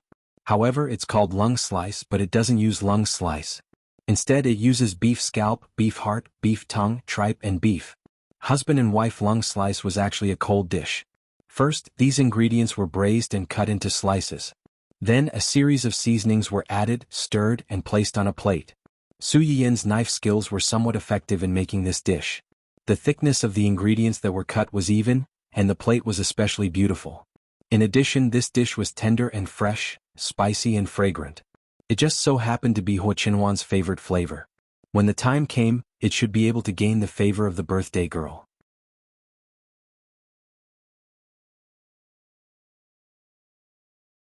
Chapter 652. In addition to the chili lung slice, there's another dish called saliva chicken. The so-called saliva chicken doesn't have saliva in it, but because of the spicy taste, it will make people's mouth numb and they will unconsciously secrete saliva, Su Yiyan said as she took out a yellow chicken that had been plucked clean and put it into the pot to cook. This dish is also a cold dish, so you need to cook the chicken first. But remember not to cook it for too long, or the chicken will become old and fall apart easily. After cooking for about 10 minutes, you can take out the chicken and put it into cold water to cool. This step is to ensure the tightness of the chicken and make its skin delicate and tender. After that, she added various kinds of sauces and poured them over the yellow chicken, and the dish was ready. The last dish is the vermicelli, called sautéed vermicelli with spicy minced pork. Of course, it's not eaten by boiling ants, but the minced meat inside is very minced. After being fried with the vermicelli, it looks like ants climbing on the vermicelli, hence the name. Sautéed vermicelli with spicy minced pork with ginger and garlic was not difficult to cook. After the vermicelli was cooked, the cake base was almost ready. Su Yiyan also started to make the cream to be spread on the base. Fortunately, the Cheng family had a kitchen made with many kitchen tools, including an automatic mixer. When Su Yiyan used the blender to beat the cream, the base was also ready. Su Yiyan made the simplest fruit cream cake. After a layer of cream was spread, she mixed some fruit juice with cream of other colors and drew some patterns on the edge of the cake. Finally, she drew an especially big face on the top layer of white cream and wrote, "Happy 27th birthday to my husband." She also surrounded the cake with a circle of bright red strawberries, which looked very beautiful and had the heart of a young girl. Perfect. Su Yiyan clapped her hands with a complacent look. Oh right, there's also the longevity noodles. Su Yiyan stared at the cake and slapped her forehead. She quickly kneaded another dough and began to make the longevity noodles. The specialty of longevity noodles was that there was only one strip of noodles in each serving. It was best not to break it when cooking, and it was best not to break it when eating. It implied a long life and a long life. This meant that the person who made this bowl of noodles had to spend some effort to increase the tenacity of the noodles, so that they wouldn't be overcooked before they were placed in front of the birthday boy. Su Yiyan pulled up the noodles as fast as she could. Just as she was about to find some ingredients to add in, she raised her head. Her mind suddenly went blank and she subconsciously fell to the side. Just as her stomach was about to hit the counter on the side, something like an airbag suddenly popped out and supported her, preventing her from bumping into anything. The dizziness only lasted for a moment. Su Yiyan quickly reacted and reached out to hold on to the cabinet on the other side to steady herself. At the same time, a sharp mechanical voice sounded in his mind. Warning! Warning! It has been detected that the host is in a state of excessive fatigue.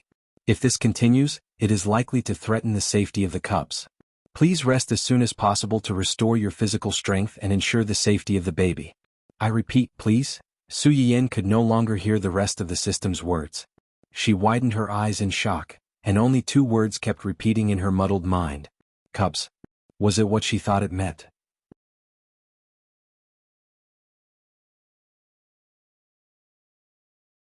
Chapter 653. Su Yiyan was stunned for a few seconds before her expression suddenly changed. She asked in surprise and fear, System, what do you mean by that? I have a baby, right? I have a baby? How is the baby?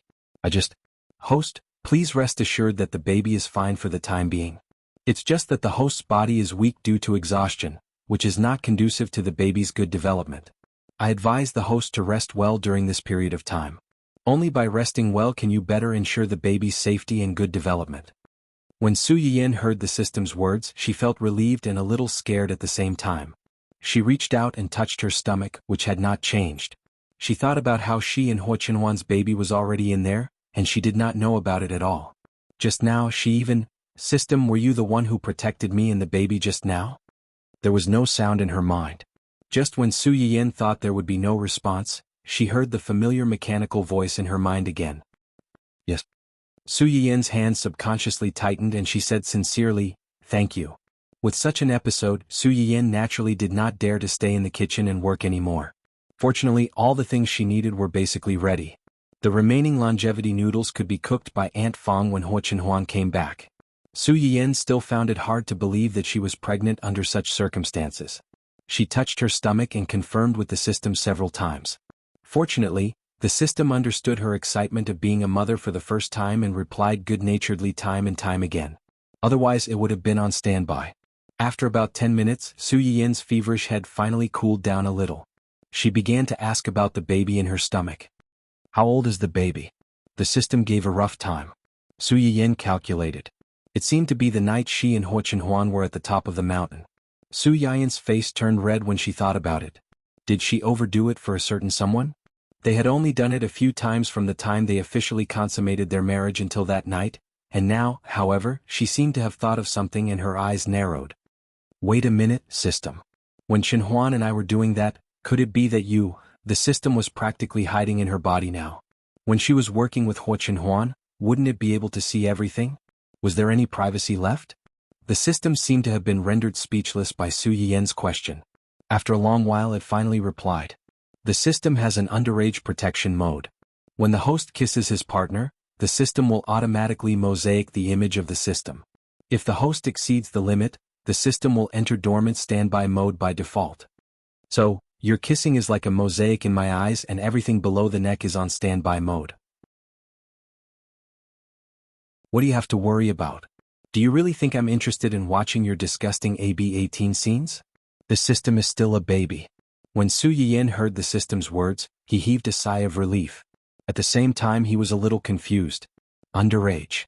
How could a data system be divided into adults and minors?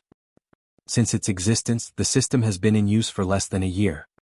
Based on this, it seemed to be even older than that stupid dog of yours. No, it was an advanced intelligence system. Why did it have to be compared to that stupid dog? Perhaps the virus had entered its brain and caused it to lose its intelligence.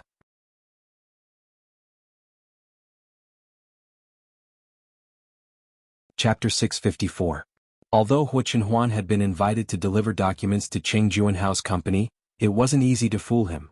The higher-ups of Qing Juanhao's company tried their best to buy time for their boss, but in the end they couldn't keep him for long. Huo Qinhuan didn't stay for more than an hour at Qing Juanhao's company before he hurried back to the Qing residence. Even so, by the time he got home it was almost nightfall. Huo Qinhuan furrowed his eyebrows when he saw that the room was pitch black without even a single light.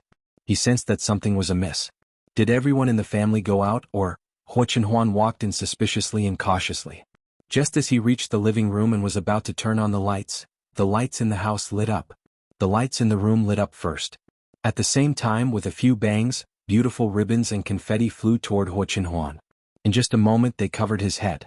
Huo Qinhuan instinctively reached out to block them. His expression was grave and confused.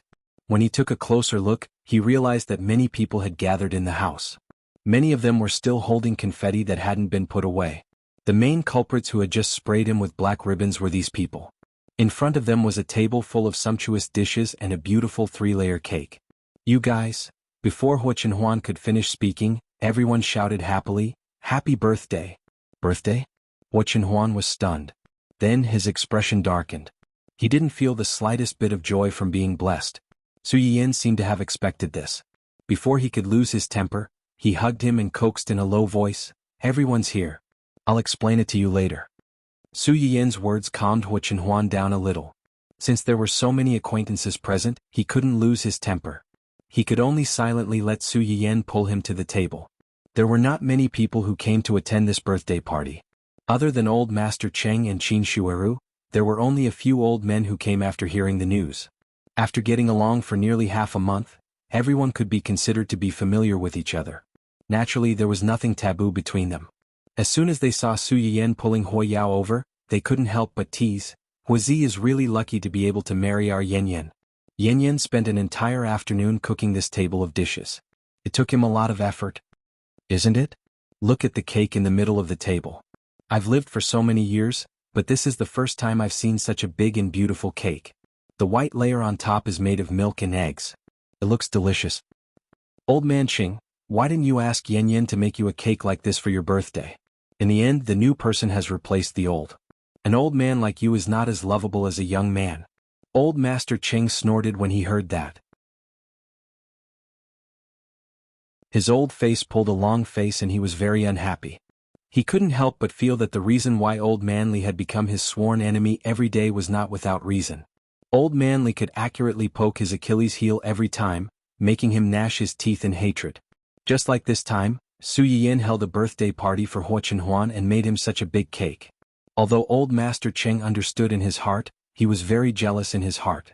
Old Manly just had to point it out. He really wanted to pick up a broom and chase him out.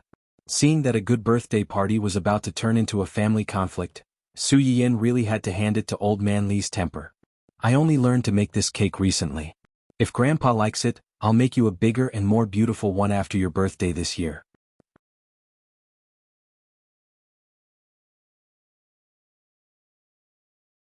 Chapter 655. Only then did Old Master Cheng's expression lighten up. He turned to glance at Grandpa Li and snorted with a smug look on his face. Grandpa Li touched his nose. He was just used to teasing a certain someone. He realized that the timing wasn't right, so he didn't continue to talk back. Su Yiyan breathed a sigh of relief. He reached out to hold Hu Chenhuan's hand under the table and intertwined their fingers. Hu Chenhuan was stunned, and his tense expression finally eased a little. Su Yiyan saw that he wasn't in high spirits, so he didn't force him to stay in the hall. After talking to a few people, he took Hu Chenhuan back to the house. The others didn't pay much attention to it. They just thought that the two of them wanted to talk alone and enjoy some alone time. They still had a table full of dishes to eat, so they didn't pay much attention to them. As soon as the door was closed, Su Yiyan couldn't wait to kiss him. Hu Chenhuan was shocked, but he reacted quickly and took the initiative. He had to admit that kissing could be used as a fire extinguisher sometimes. Of course, the premise was that the person who kissed him was also the person he liked. Otherwise, the fire extinguisher might turn into an oil barrel. After the kiss, Su Yiyan stole a glance at Hu Chenhuan's expression. He lowered his head and said softly, "I know you don't like to celebrate birthdays. Today's matter was indeed my own decision. If you're angry, you can scold me. Don't keep it in your heart." Of course, he couldn't bear to scold him. Looking at the hairpin on top of Su Yiyan's head, Hu Chenhuan sighed. "When did you start preparing?" "A week ago." Su Yiyan looked up at Hu Chenhuan. His slightly bright eyes were full of praise. "The decorations in the house just now, as well as the ribbons and firecrackers, were all bought by me. I also made all the dishes on the table, especially that big cake. I worked for a long time to make the patterns on it." Hu Chenhuan looked at Su Yiyan in high spirits. The lines on his face softened for a moment, but it was only for a moment. He was silent for a moment and continued to ask, "How did you know that today is my birthday?" "Uncle Zhang was with me before I came." Hu Chenhuan pursed her lips. Just as she was about to continue, someone knocked on the door. "Sister Yan Yan?" "He's here." Su Yiyan immediately recognized Aunt Fang's voice. She hurriedly got up and ran over to open the door to take the noodles. "This is the longevity noodles I specially made for you. Hurry up and eat it while it's hot. It's going to burn if it's left for too long." "Longevity noodles?" Hu Chenhuan stared blankly at the bowl of noodles in Su Yiyan's hands. "These are birthday noodles. There's only one noodle in this bowl. Remember not to break it when you eat it. Eat it from the beginning to the end so that you can receive the blessing." Hu Chenhuan listened to Su Yiyan's superstitious rambling. For a moment he didn't know what to say. Su Yiyin seemed to see his hesitation. She pursed her lips and said pitifully, I saw that you were unhappy just now, so I didn't let you blow out the candles and make a wish. Now at least eat the noodles. I've been pooping for a long time. Blow out the candles and make a wish? Su Yiyin was stunned. She suddenly remembered that most people in this era didn't have any special thoughts about their birthdays, let alone eat cake and blow out the candles and make a wish. When your parents were still alive, how did you celebrate your birthday every year? Huo Chenhuan was stunned. The hand holding the bowl tightened subconsciously. They would take some time out to take me out to play. Then we would have dinner together in the evening.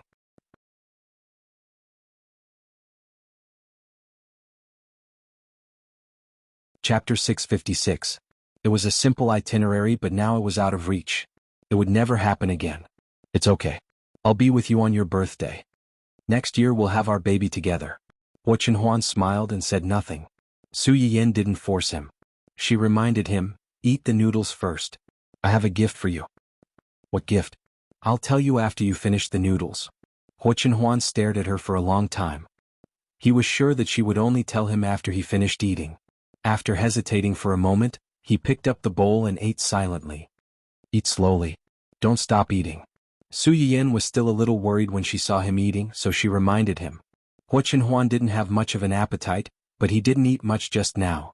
Besides, the longevity noodles were meant for a festive occasion, so Su Yiyin didn't ask Aunt Fang to cook too much for him. This bowl was just enough to fill his stomach, so he finished it quickly. Su Yiyin saw that he finished the noodles obediently. She didn't continue to keep him in suspense. She mysteriously took out a gift box and put it in Huo Chenhuan's hand. Huo Chenhuan's eyes flashed. He opened the box and found a blue brooch lying inside. This is the birthday gift I originally wanted to give you. It's a custom-made aqua blue 4-leaf clover brooch. The 4-leaf clover was also called lucky grass on ancient earth. Su Yiyin paused. She blushed slightly and smiled faintly. No matter how much suffering and bumps you've encountered before, I hope you'll be more and more lucky and happy from now on. Huo Chenhuan touched the 4-leaf clover brooch in his hand, but his eyes were fixed on Su Yiyin. He smiled slightly and said, meeting you, falling in love with you, and having you is the greatest fortune in my life. Su Yiyin's face turned redder. While feeling sweet, she couldn't help but think, that's because you don't know something else. Otherwise you wouldn't be like this. Huo Chenhuan seemed to have thought of something. Her eyes flashed with anticipation. Just now, was this the birthday present you were going to give me? Have you prepared anything else? Yes, there is another gift. What? Su Yiyin looked into Huo Chenhuan's eyes. After a while, she leaned over and whispered in his ear, I'm pregnant. Huo Chenhuan's eyes narrowed. She didn't even know when the brooch in her hand had fallen off. Su Yiyin didn't hear Huo Chenhuan's response for a while, so the smile on her face faded a little. Aren't you happy? Huo Chenhuan suddenly woke up. Her face revealed a rare look of disbelief. What did you just say? I'm pregnant. It's been more than a month. Huo Chenhuan's entire body froze. After about 10 seconds, he stood up abruptly and began to pace back and forth. You're pregnant? You're pregnant. Su Yiyin was dizzy because of his pacing. She nodded again and confirmed, yes, I'm pregnant. Aren't you happy? I'm happy. Why wouldn't I be happy? You're pregnant. Why wouldn't I be happy? Huo Chenhuan paced a few times and finally calmed down a little. He suddenly squatted in front of Su Yiyin and held her hand tightly. I was so happy that I didn't react for a while. Seeing him like this, Su Yiyin finally felt relieved. She snorted and said, I don't know who didn't want to have a child so early because they didn't have enough time together. I was worried the whole afternoon because I was afraid that you wouldn't like this gift.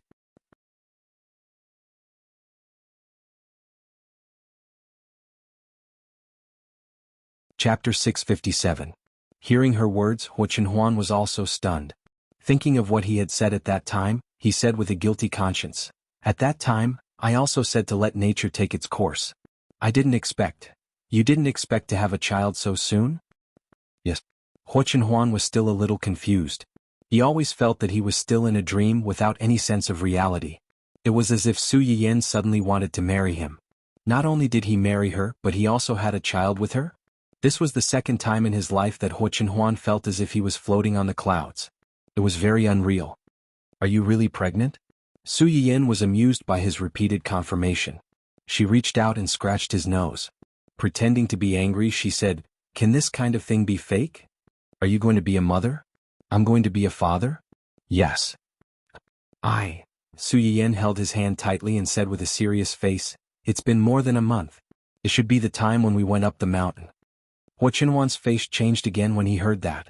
He looked up at Su Yiyan. "Could it be that your parents are giving us a hint? Hint that the past is the past and we should start a new life?" Hua Qinhuan stared at Su Yiyan. For a moment he even thought that she had known something. "You, Qinhuan." Su Yiyan interrupted him and took his hand to put on her flat belly. "This is our future. I hope that you can love this child as much as your parents love you. So let it go. No matter what happened in the past that made you sad, let it go. We will get better and better in the future together with the child." Hua Qinhuan's heart suddenly trembled. Looking at Su Yiyan's face, some things that had been heavy in his heart seemed to gradually fall apart at this moment. Perhaps it was because she was pregnant, or perhaps it was because she had been busy for such a long time, but she finally got the result she wanted. Her tense nerves suddenly relaxed and tiredness came over her. Su Yiyan had forgotten how she fell asleep that night. The next morning, in a daze, she seemed to see Hua Qinhuan get up. When she was about to open her eyes, she heard Hua Qinhuan's gentle coaxing. "It's still early. Be good and sleep a little longer."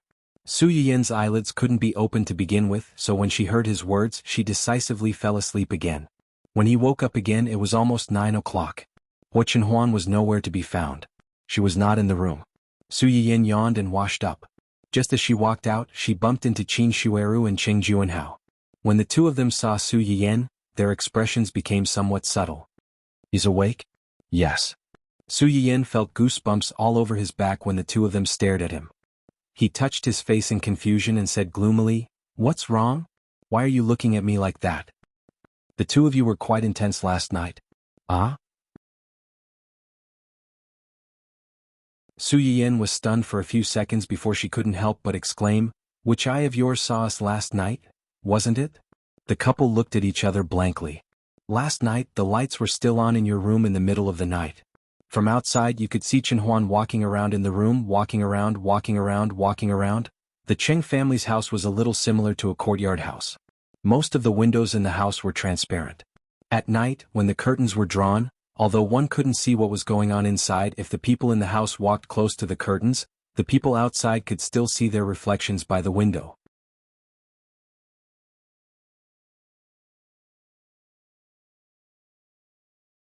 Chapter 658. Last night, everyone in the house dispersed after a while and went back to their own homes. Qin Shueru couldn't sleep too late because she was pregnant, so she went back to her room after everyone left. Cheng Juanhao noticed that Hua Qinhuan didn't look right at the banquet. He was a little worried when he went back to his room, so he waited for his wife to fall asleep and came out to check on their situation. In the end, he saw a figure walking around in their room like a hard-working bee. She walked around in circles for a long time, making him dizzy. Su Yiyan was also a little surprised when she heard Cheng Juanhao's description. She automatically imagined Hua Qinhuan walking around in circles in the room after she fell asleep, but she tried her best to control her emotions because she was afraid of waking her up. She couldn't help but burst out laughing. "It's not what you think. Last night he was just too happy." The couple was silent for a moment and suddenly realized, No wonder what? No wonder I saw that guy go out for a run early in the morning. I found it strange. It's 5 or 6 in the morning and it's not even bright yet. Why would he run? So it's because you didn't welcome him last night? Ahem, I guess he was too energetic and held it in. When Cheng Juanhao said this, Su Yiyan's face turned as red as a ripe apple. Qin Shueru pinched him hard and reminded him, "The child is here." "What are you talking about?" Cheng Juanhao cried out in pain and also remembered. He hurriedly touched his wife's big belly and said, Yes. Dad was just joking. Baby, quickly forget. Su Yiyan listened to Cheng Juanhao's nagging and subconsciously touched the unformed life in her belly. She felt a little hopeless. This guy's first prenatal education class after being discovered was his granduncle's blatant nonsense. He better not be a womanizer when he's born. As they were talking, the person in question rushed in from outside. There were still some beads of sweat on his forehead, but his eyes were shockingly bright. "You're up? When did you get up? Are you hungry? Why don't you go in and lie down? I'll bring you breakfast. I asked Auntie Fong to make your favorite seafood porridge and red bean buns." Hu Chenhuan seemed to have thought of something. She paused and asked nervously, "Can you eat these now?" Su Yiyan was stunned for a few seconds before he finally realized that something was wrong with Rao. Last night, she felt that this guy's reaction was too dull, unlike those stay-at-home dads in TV dramas who jumped up and down with joy when they found out that their wives were pregnant. From the looks of it now, this person was simply slow by half a beat. Or perhaps he was stunned when he suddenly found out that she was pregnant and only came to his senses later. Su Yiyan was both angry and amused. "It's not like I'm seriously ill. Why can't I eat it?" Hu Chenhuan breathed a sigh of relief. "That's good. I'll bring it over for you." "No need, I'll eat there myself." "Then I'll help you?" Su Yiyan rolled her eyes at him. "I'm not disabled." It had only been a little more than a month and he was already so nervous. Wouldn't he hold her in his arms for the next 7 or 8 months and not let her get off the ground? Thinking of this possibility, Su Yiyan couldn't help but shiver. She quickly threw this idea out of her mind. Qin Shueru listened to the couple's conversation from the side and was really confused. She asked nervously, "Yanyan, are you sick?"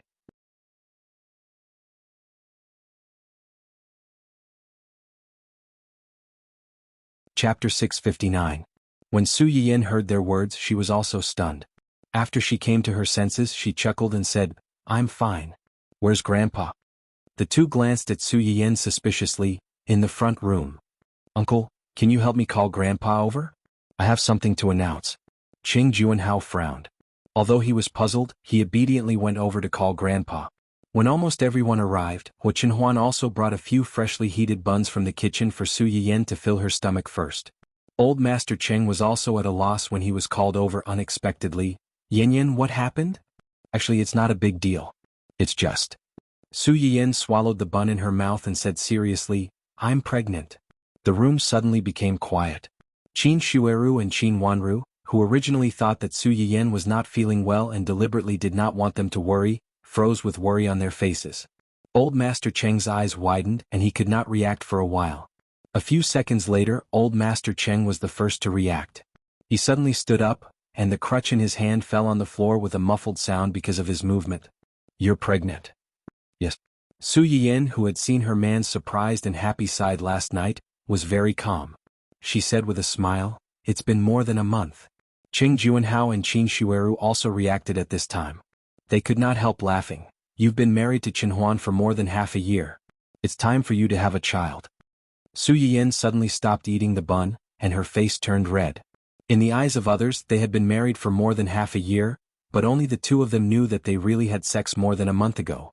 She was pregnant just a few days after they consummated their marriage. She had to admit that her man was also very powerful. No wonder she was so excited last night and got up early this morning to run several laps around our house. It turns out that it's because of this. If Cheng Juanhao hadn't mentioned it, Su Yiyan wouldn't have thought of it. She turned to look at Hu Chenhuan with a faint smile. Hu Chenhuan felt guilty under her stare, but she did not refute it. After all, it was the truth. On the other hand, Qin Shueru rolled her eyes at Cheng Juanhao, feeling both angry and amused at the same time. She said mercilessly, all right. To think that you have the nerve to make fun of others. When I was just pregnant, who was the one who got up in the middle of the night to lift a barbell? Do you really think I don't know anything when I'm asleep? Lifting barbells?" Puff. Su Yiyan's too roused attention was instantly diverted, and the people who were being ridiculed also dropped one by one. Cheng Juanhao had never expected that his secret, which he believed to be infallible, had already been discovered by his wife. He had never expected that his secret would be exposed in public at this time. He had really lifted a stone and smashed it on his own feet. He regretted it so much. "My wife. At least give me some face in front of so many people." Qin Shueru received her husband's pleading gaze. She smiled helplessly and turned her gaze to Su Yiyan again. "Originally, I was worried that the baby would be all alone after he was born, and there wouldn't be anyone of the same age to play with. Now that Yanyan also has a child, they can be companions in the future." Cheng Juanhao couldn't help but laugh when he heard her words. "They are indeed of the same age, but I'm afraid that our child's seniority is a little high." Su Yiyan's expression became a little subtle when she thought about the seniority. "It's quite high indeed. After marrying Chenhuan, it's the first time that so many people of the same age and even older than me have called me aunt."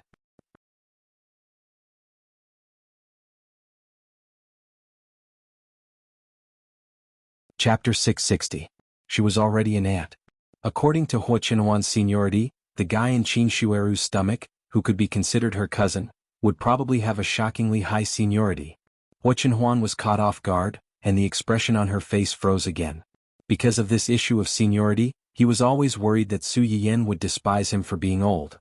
In the end, it was old Master Cheng who saved him. There's nothing wrong with having a higher seniority. At least, with a higher seniority, only you can bully others, but others can't bully you. The few people present were stunned, but they had to admit that the older the ginger, the wiser. Wasn't that the advantage of having a higher seniority? If they really quarreled with juniors of the same age, the one with seniority would always be the one at a disadvantage. Regardless of who was right or wrong, it was enough to disgust you if you were labeled as disrespectful to your elders. Just like Hua Qihan, when he hated you, he couldn't wait to kill you and cut off all contact with you. But when he turned around and needed you or wanted to criticize you, he remembered that he was Hua Qinhuan's brother. One moment he called them brothers and the other he called them family. It made people uncomfortable all over. The few of them just casually mentioned it and didn't dwell on it too much. After Su Yiyan ate 2 buns, the hot seafood porridge was served. Su Yiyan took a sip of the porridge and then seemed to think of something and asked in a low voice, "You woke up early in the morning to run laps. Have you eaten breakfast?" Hua Qinhuan's heart warmed, and a smile appeared on her face. "Yes, I've eaten. It's okay. This isn't filling up my stomach." Su Yiyan picked up a piece of wife biscuit from the plate on the side and handed it to Hua Qinhuan. "Your wife made you a wife biscuit. Do me the honor of eating one?" Hua Qinhuan's eyes flashed slightly, and there was a subtle change in the way she looked at the biscuit. Cheng Juanhao and the others hadn't left yet. When they heard Su Yiyan's words, they immediately became interested. "This is the wife biscuit?" "Yes." Qin Shueru also picked up a piece and looked at it. "You made it last night? I don't think I saw this cake last night. I saw that there were enough things yesterday, so I didn't put them on the table. Also, this thing can't fill one's stomach and can't be used as a main meal. It's better to use it as breakfast or afternoon tea." Of course, the most important reason was that he was worried that his jealous lover would get jealous. It was fine if the wife pancakes were eaten by his own family, but it was better not to take them out. Qin Shueru nodded and accepted her explanation. She lowered her head and took a bite of the biscuit in her hand. Her eyes lit up. "It's quite sweet and it's a little loose. The texture is not bad." "Really? Let me try it too." Cheng Juanhao hurriedly took one and stuffed it into his mouth. Ever since Qin Shueru became pregnant, she had been eating a pregnant woman's meal and rarely ate these desserts. Cheng Juanhao did not like to eat sweets, so he would not take the initiative to eat these things even if they were placed on the table. Because of Su Yiyan's words, she tried one. Wow, it was really quite delicious. Seeing that they were eating happily, Su Yiyan could not help but laugh. She handed the wife biscuit in her hand forward. Hua Qinhuan's eyes flashed slightly, and he leaned over to bite it. The wife biscuit was not big to begin with, so it was not a problem for an adult to eat one whole. After Hua Qinhuan bit it, he directly stuffed the whole thing into his mouth. Su Yiyan was afraid that he would choke, so she hurriedly poured a glass of water for him. Slow down. If you like it, I'll make another one." "Okay." Hua Qinhuan agreed, then shook his head. "Let someone else do it. You rest."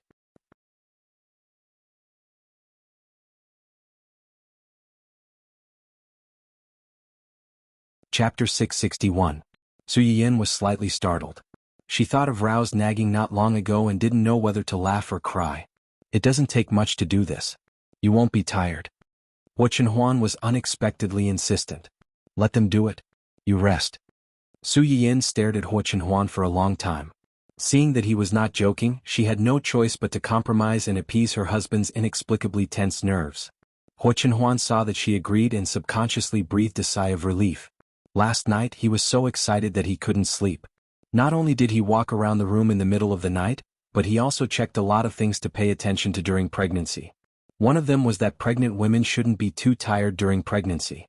The so-called tiredness was not easy to define. However, in Hua Qinhuan's eyes, anything that required Su Yiyan to do might tire her out. Su Yiyan guessed one thing right.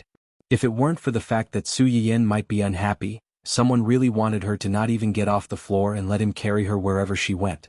Qin Shueru listened to the conversation of the newbie couple and was also quite interested. "Qinhuan is right. You should pay attention to the first 3 months. You can't be tired. During this period you'd better have a good rest. There's Aunt Fong at home. If there's anything you want to eat, you can ask her to help. You don't have to do it yourself. After that, she frowned and said regretfully, "You've been sleepy for half a month. We thought that it was because of the changes in qi that made people lazy, so we didn't think much about it. Now it seems that you're pregnant and you're showing symptoms." Now that she reminded them, the others also remembered. Su Yayan felt even more guilty. Logically speaking, she should have known better than anyone else about the condition of her body. However, she didn't care at all at that time. She only thought that her period was coming. In addition, she always thought about what Uncle Zhang said before she left. She was focused on preparing for Huo Qinhuan's birthday and didn't think much about it. Now that she thought about it, her menstrual cycle had already passed for more than half a month. How careless must she have been to not think in that direction? Especially when she thought about what happened in the kitchen yesterday, Su Yiyan could not help but feel scared. If it were not for the system, she was afraid that she would have to live in guilt and regret for the rest of her life. The early stages of pregnancy are quite tiring. You've been running around a lot during this period of time. Fortunately, nothing happened. However, it was fine if he didn't know about it before, but now that he knew, he couldn't ignore it anymore. Listen to Qinhuan and rest well. Huo Qinhuan froze as soon as she heard Qin Shueru's words. Her joy at knowing that Su Yiyan was pregnant was instantly drowned by guilt. During this period of time when they were together, Su Yiyan was careless and did not realize it early on. As her husband, he did not realize it at all. In the end, it was his dereliction of duty. Su Yiyan could tell what he was thinking at a glance. She did not care about anything else. She held his hand and said softly, "Okay, I'll be obedient from now on. I promise that I won't tire myself and the child out. Don't be so angry. Smile. If you don't know, you'll think that you're unhappy that I'm pregnant. I'm happy. If you're happy, then smile." Huo Qinhuan, Su Yiyan saw a trace of speechlessness in her man's eyes. She smiled slightly and picked up another wife biscuit to feed him. "Here, eat another one." Her original intention was to let Huo Qinhuan eat it and not mind. However, she did not expect that it would provoke the only lonely person present to complain bitterly. Poor old man. No one cares whether he ate breakfast or not.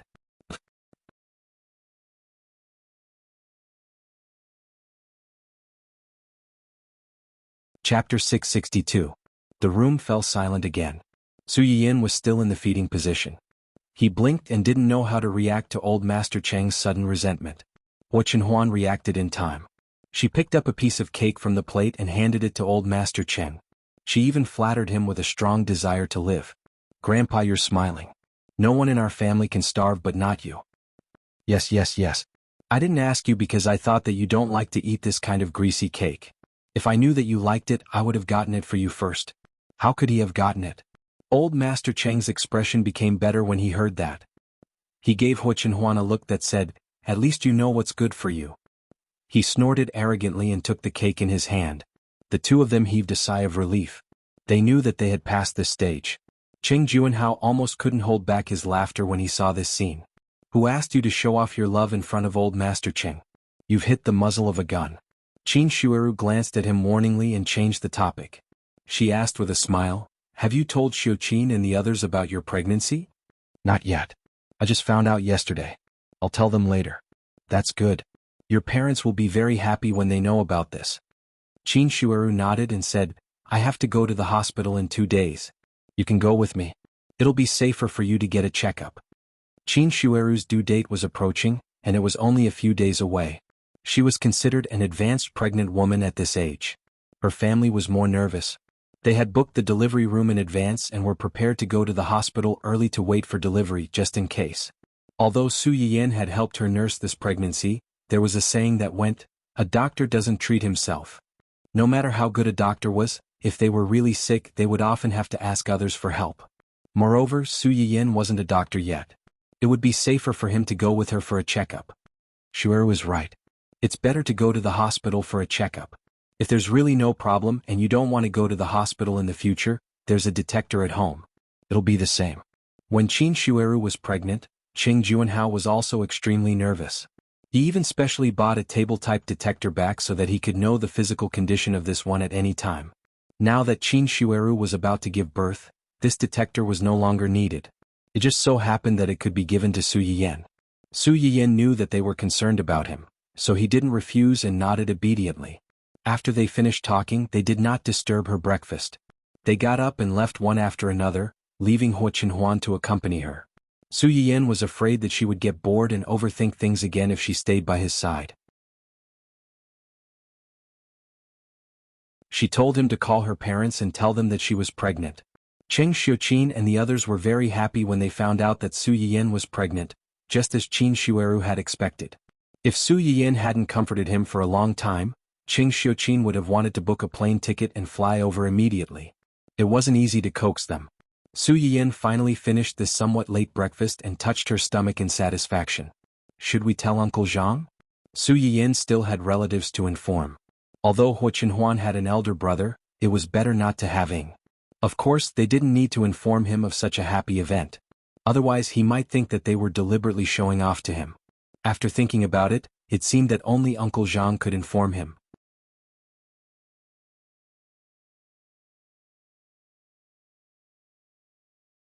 Chapter 663. Hua Qinhuan was obviously thinking the same thing as Su Yiyan. After a moment of silence, she replied in a low voice, "I'll tell him later." Okay. Su Yiyan blinked, looking confused. She didn't know if it was her imagination, but she felt that when Hua Qinhuan said that, there was a faint hint of eagerness. Before Su Yiyan could probe further, Dun Dun walked in from outside, swaying its round butt. Su Yiyan looked at her dog Sun and chuckled. She scooped up the cub and happily rubbed it from head to toe. Dun Dun's dog face was dazed by the rubbing. It didn't know how to react and just let Su Yiyan touch it up and down. Su Yiyan was done rubbing it before she smiled and gave it a piece of bad news. "Baby, we're going to have a new cub soon. You're going to have a younger brother or sister soon. Are you happy?" Dun Dun? What the hell? It had just gone out for a walk and there was already a demon competing with it for attention? Dun Dun, who had a strong sense of crisis, was about to struggle when its dog father grabbed it by the scruff of its neck and lifted it out of Master Rao's arms. According to the data, cats and dogs have bacteria on them. Dun Dun? Su Yiyan was also stunned. It's not good for the development of the fetus. Really? Yes.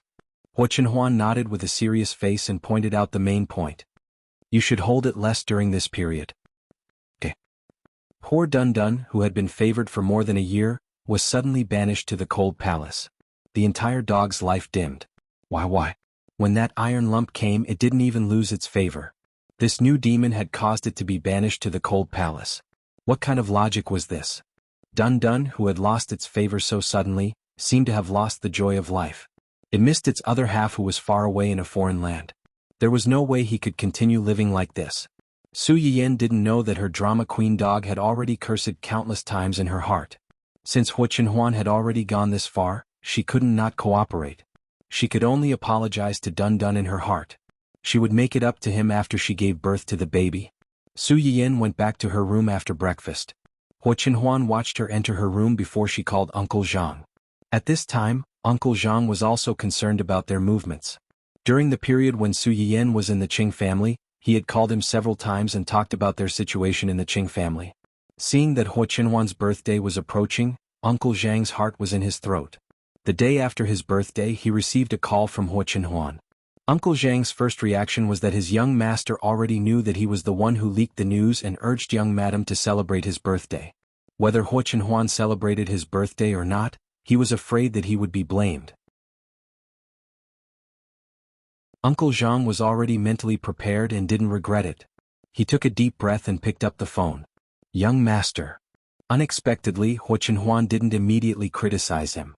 Instead, he was silent for a long time before he said, "I have something to tell you. Yin Yin is pregnant." The expected reprimand didn't come. Uncle Zhang was stunned for a while before he could digest Hua Qinhuan's words. "Your young madam?" Young madam, hearing Uncle Zhang's surprise, Hua Qinhuan couldn't help but smile. "Yes, she's pregnant. It's been more than a month."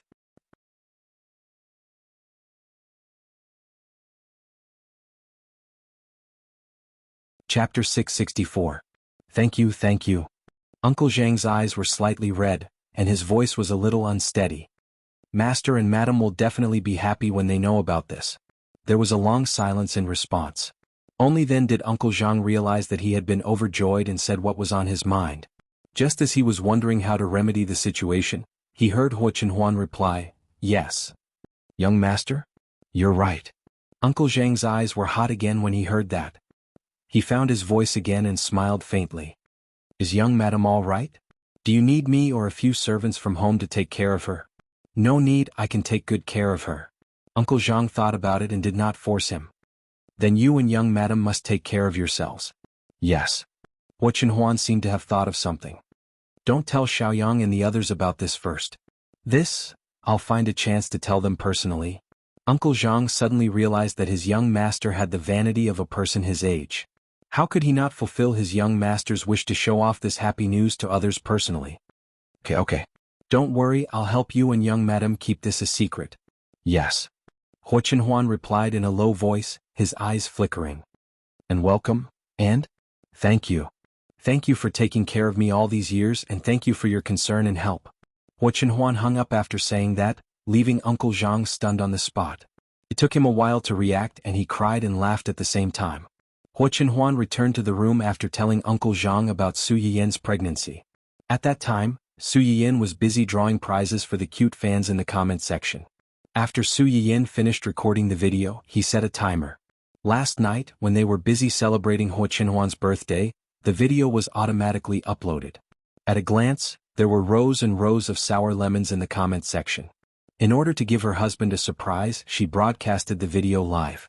I'm jealous. Not only is there a wife biscuit, there's also husband and wife lung slice. You guys can show off just by making a dish. I'm convinced. I am a male, a PhD graduate from XX University, 28 years old this year, single. I'm in a hurry to find a girlfriend. I don't ask for much as long as my wife can personally make me a bowl of longevity noodles every year on my birthday. If you're interested, please contact me privately. Everything I said is true. I don't deceive the old or the young. If you are not sincere, please do not disturb me. Su Yiyan was happily reading the comments when Hua Chenhuan came over. What are you looking at? I took a video of the cake-making process yesterday and uploaded it to the website. I even agreed to pick a few audience members to give me gifts in the comment section. I was just reading the comments. As soon as Su Yiyan finished speaking, she sensed that something was wrong. She looked up and saw her man's dark face. What happened? Drawing and giving out gifts? Yeah. The food I made for you? Oh, that's right. Including wife biscuits? When Su Yiyan heard this, he finally understood why Hua Chenhuan was angry. Not long ago, he had joked that the biscuits were made by his wife. If he gave away the biscuits made by his wife to another man, did he want to be Hua Chenhuan's wife? Hua Chenhuan, who felt like he was being cheated on, could not tolerate it. Su Yiyan understood this and could not help but laugh. After laughing, he put his arm around Hua Chenhuan's neck and comforted him. No, don't worry. The wife biscuits are not a prize.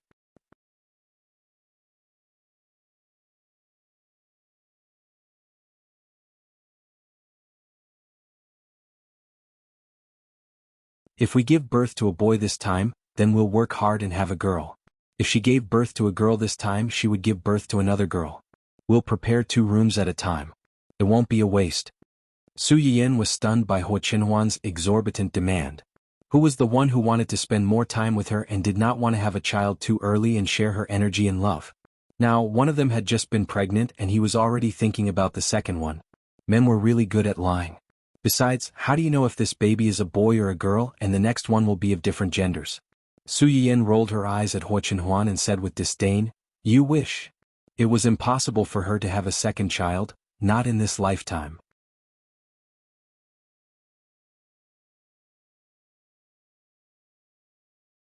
Chapter 666. Only 3 people were selected in the comment section, and the people who were selected were the luckiest of the luckiest. Soon the list of the 3 people came out. The corresponding 3 prizes were husband and wife lung slice, saliva chicken and a miniature 4-inch cake. However, Su Yiyan would never have thought that this 4-inch cake would appear on Do Yi's desk. This is what the anchor made? Liu stood in front of the desk, he looked a little nervous. Yes. But this time it's a recorded broadcast, the second prize will be selected. It may not be made by the anchor. And this time the anchor seems to be specially prepared for her husband's birthday. The food is not a medicated diet. Maybe there is no way to verify it immediately. Do Yi's expression was uncertain, he didn't say anything. Liu's heart followed by half. No harm, next time pay attention. Liu was relieved, then his eyes couldn't help but drift to the cake on the table. That cake? Cake? Doi raised his eyebrows, he saw through his thoughts. You want to eat it? Liu's face was stiff, but he didn't refute. Obviously he was hit by Doi. Leave the cake, you go out first. Liu, who had been with Doi for a long time, couldn't help but show a disappointed look. Since the cake was left, he certainly didn't have a share. Obviously it was expected, but when the last hope was broken, he was still disappointed. One had to know that he had carried this thing all the way back, and the subtle fragrance that wafted out from time to time really tested his professional cultivation as a secretary. It almost caused him to lose control, forget his duty, and lay his hands on it on the way back. Doi looked at Liu's reluctance to leave. She turned her head 3 times to look back. His eyes were filled with interest. When Liu left the office, Doi reached out and moved the cake to the front. The fluffy bread was covered with a layer of white cream. Because of the hot air, the cream edge was a little melted. On top of the cream there were 3 big strawberries, bright and fresh. It looked particularly juicy. Doi opened the box outside the cake. His eyes fell on the video on the desktop screen. It was playing Su Yiyen's video recording, and it had already reached the end of the video, where she made the longevity noodles. This part was edited by Su Yiyen. Only the process of making the noodles and the explanation of the longevity noodles were shown. She had cut out the part where she almost fell down. Since she wasn't the one who made the noodles, the video didn't capture the final product. It was only after the lucky draw that Su Yiyen asked Aunt Fong for the video she recorded after cooking the noodles yesterday and posted it in the comments section. Longevity noodles, ah. Doi looked at the bowl of noodles in the comments section, deep in thought. For someone like him who was sentenced to death the moment he was born, wasn't longevity an unattainable dream? Thinking of this, Doi forked a piece of cake and put it into his mouth. Sweet, soft, delicate, exquisite, and warm. It was completely different from the food that a certain someone had made with ulterior motives. For a moment, Doi suddenly felt a little envious of that man. That man was deeply loved by his wife. She tried her best to make a table full of novel food, just to give him an unforgettable birthday.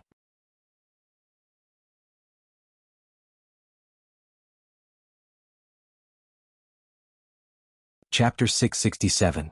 Hua Chenhuan wanted to find an appropriate time to reveal Su Yiyen's pregnancy to Gu Xiaoyang and the others. But in fact, his eagerness to show off didn't allow him to wait too long. The next morning, during the weekly high-level video meeting, many people noticed that their boss had been absent-minded during the meeting. Originally, they wanted to briefly report the work at hand so that their boss could spend more time with their lady boss. But now they suddenly became nervous. They were afraid that they would accidentally poke their boss's sore spot and unfortunately become cannon fodder. Just when everyone was trembling with fear that they would be caught doing something wrong, a familiar figure suddenly flashed by outside the camera. Then, their boss had a plate of exquisite snacks and a glass of freshly squeezed juice in his hand. It was Madam. The employees on the other side of the screen thought at the same time. This was not the first time that Su Yiyen saw Hua Chenhuan holding a meeting with his company's employees. Hua Chenhuan's company was run by Gu Xiaoyang and a few other backbones, so nothing would go wrong. But no matter how dignified a boss was, it was unrealistic for him to be absent from work for a month or two and ignore everything in the company. So basically, Hua Chenhuan would hold a meeting with them every few days to get a general understanding of the company's operating situation and to solve some important matters that they couldn't make decisions on. But usually at this time, Su Yiyen would also come over to deliver some things, but she rarely appeared on camera. Hua Chenhuan also didn't like the company's employees peeping at his wife. But today, when Su Yiyen put down the snacks and was about to leave, Hua Chenhuan grabbed her hand. "Did you make this?" Su Yiyen was slightly startled. She quickly shook her head and explained, No, Aunt Fong made it. I tasted it and thought that you might like it, so I brought it to you." Although the people outside the screen couldn't see Su Yiyen's face, they could hear her voice. Upon hearing that, he instantly turned into a lemon juice. Although the young madam didn't make it herself, the dessert looked delicious. When other people were working, their wives would bring them food, ask about their well-being, and be considerate. When they were working, they only had cold nutrient solutions to accompany them. This difference, cough. Actually, it wasn't that big. It was just a short distance away. But how many wives like madam could one find in this world? Sob, working so hard and being abused to the point that the single dogs shut themselves up. Hua Chenhuan's tense expression eased a little. She reached out to touch Su Yiyen's belly and asked gently, "Did the child disturb you today?" "The company executives? Children. Madam's relative has already given birth to a child?" Su Yiyen was also stunned by her question. She immediately grabbed a certain someone's hand and rebuked, "What are you doing? It's only the size of a pearl now. Are you saying that you're making a fuss because you're afraid it'll hurt me?" Huo Chenhuan, the company executives on the other end of the screen, Huo Chenhuan, who had failed to show off and was instead despised, was embarrassed. She coughed lightly and was about to say something to remedy the situation when she heard a cry of surprise from the other end. "Child? Is Madam pregnant?" This cry could be said to be earth-shattering, and the company's exclamations instantly rose and fell. Huo Chenhuan straightened his face and raised his eyebrows a little. "Very good, this is the reaction I wanted."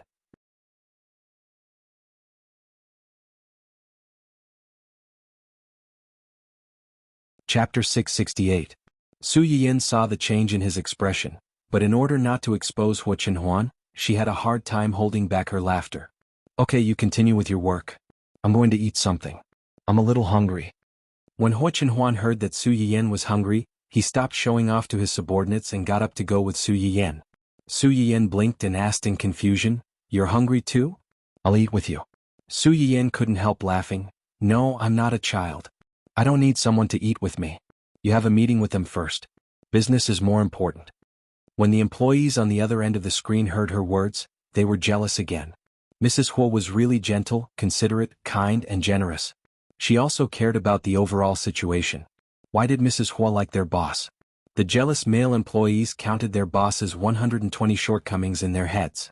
The more they counted, the more jealous they felt.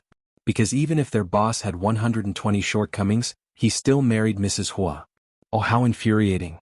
Huo Chenhuan had no idea how jealous his employees were of him now. Seeing that Su Yiyin insisted, he couldn't say anything else. He counted the number and let her go first. As soon as Su Yiyin left, Huo Chenhuan's expression changed significantly. He instantly became impatient. Several senior executives were also smart and immediately flattered him. "Mrs. Huo is pregnant? Congratulations. President Huo and Mrs. Huo are having a baby so soon. It's obvious that they are very close. Congratulations. The boss is amazing.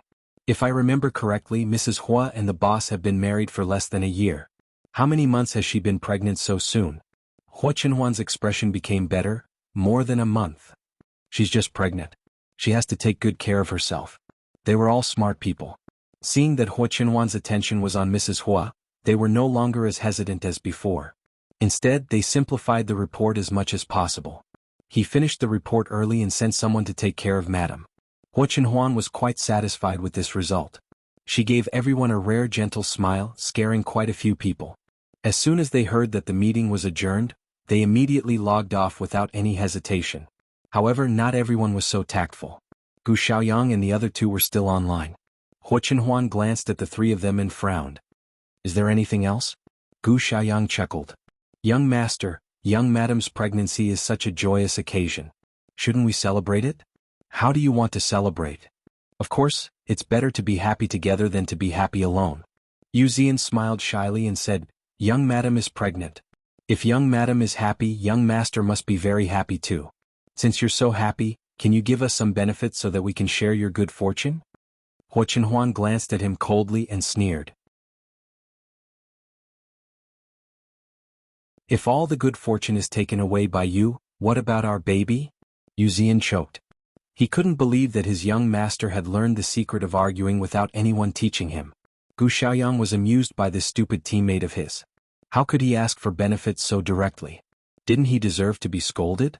This guy had always praised young Madame Huo, but at this critical moment he dropped the ball. Just as they were about to remedy the situation, Huo Chenhuan spoke first impatiently, "Everyone will get an extra month's salary this month." Yu Zian and Gu Xiaoyang looked bitter. What they wanted was not the money but other benefits.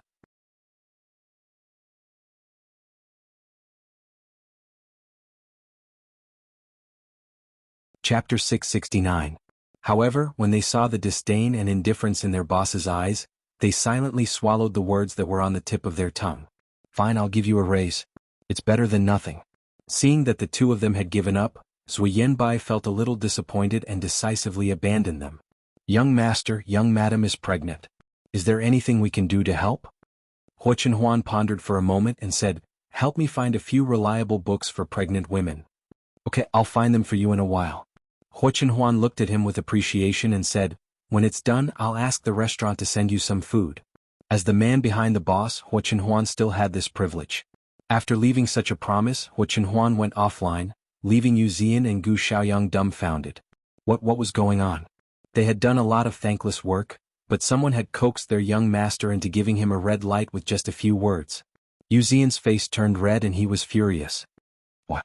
Why did they get a raise but someone got to get something from their young master? What? Zui Yanbai glanced at the two of them proudly and disdainfully. Probably because of their IQ. Zui Yanbai immediately went offline after ridiculing them, not giving them a chance to refute him at all.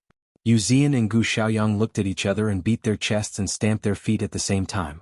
They regretted it so much. Qin Shueru went to the hospital 3 days after Huo Chenhuan's birthday to wait for delivery. Considering that Su Yiyan was pregnant and couldn't take care of the baby, Qing Xiuqin rushed over the night before. Huo Chenhuan accompanied Su Yiyan to do various checkups. After confirming that she and the baby were fine, she stayed in the hospital to take care of Qin Shueru. However, early the next morning, Qin Shueru suddenly had a stomachache and was sent to the delivery room. When Su Yiyan heard the news, she was really worried and hurried to the hospital. A few minutes later, Qing Juanhao and Qing Xiuqin were already waiting outside the delivery room. Seeing Su Yiyan coming over, Qing Xiuqin frowned and scolded, "Why are you here? Didn't I tell you to rest at home? You two, why did you bring her here?" Seeing that Qing Xiuqin was blaming Huo Chenhuan, Su Yiyan hurriedly defended him. "I asked him to bring me here. Andy, giving birth to a baby is such a big matter. Even if I stay at home, I will always be thinking about it. I might as well come over and accompany you. Anyway, it's already bright and there are still seats here. I won't be tired." Qing Xiuqin still had a look of disapproval on his face, but he couldn't dissuade his daughter, so he didn't say anything more. Su Yiyan saw that she did not pursue the matter any further, and hurriedly changed the topic. "How is Aunt? Isn't there still a few days before the due date? How can it be so accurate? It's normal to have it a few days earlier or later. This morning she suddenly started to have pain. Fortunately, your uncle has been accompanying her in bed the whole time and sent her over without much delay. Is she okay now? How long has she been in there?" "She has been in there for a while. Your aunt isn't old and belongs to the elderly category. It's more dangerous for her to give birth compared to a young woman. If it's a little later and she really can't do it, she can only choose to have a cesarean section." Cesarean section? Unexpectedly, the one who had a bigger reaction to this was not Su Yiyan, but Huo Chenhuan. When Qing Xiuqin heard his question, he thought that he was surprised by Qin Shueru's delivery method. He sighed and said, "Shueru's body is weak and this is her first child. It's already difficult to give birth. She doesn't have enough stamina. If necessary, she can only rely on external forces and have a cesarean section."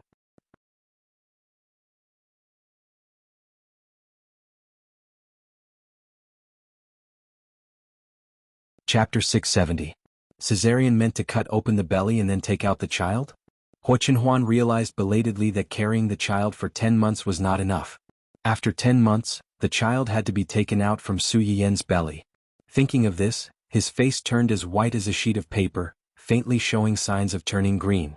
Su Yiyan heard his words and looked a little dignified. She sighed and turned her head to see her man's pale face. "What's wrong? Why do you look so pale?" Huo Chenhuan grabbed Su Yiyan's outstretched hand and said hoarsely, "After giving birth to this one, we won't have any more." Su Yiyan was confused. Who was the one who wanted a second child? How long has it been and you changed your mind? Huo Chenhuan pursed his lips and said nothing. Su Yiyan calmed down and thought for a while. Soon, he understood his concern and asked in a low voice, "Are you scared? We'll give birth to this one and we won't have any more." In fact, if this child threatened Su Yiyan's safety, Huo Chenhuan did not want to keep it. In his opinion, no one was more important than his wife. But he also knew that if he really said this, the first one to disagree would be Su Yiyan. Su Yiyan could probably guess what he was thinking. He sighed and said, Okay, I'll listen to you. We'll give birth to this one and we won't have any more." Qing Xiuqin sat aside and listened to his daughter coaxing his son-in-law. The corner of his mouth twitched slightly.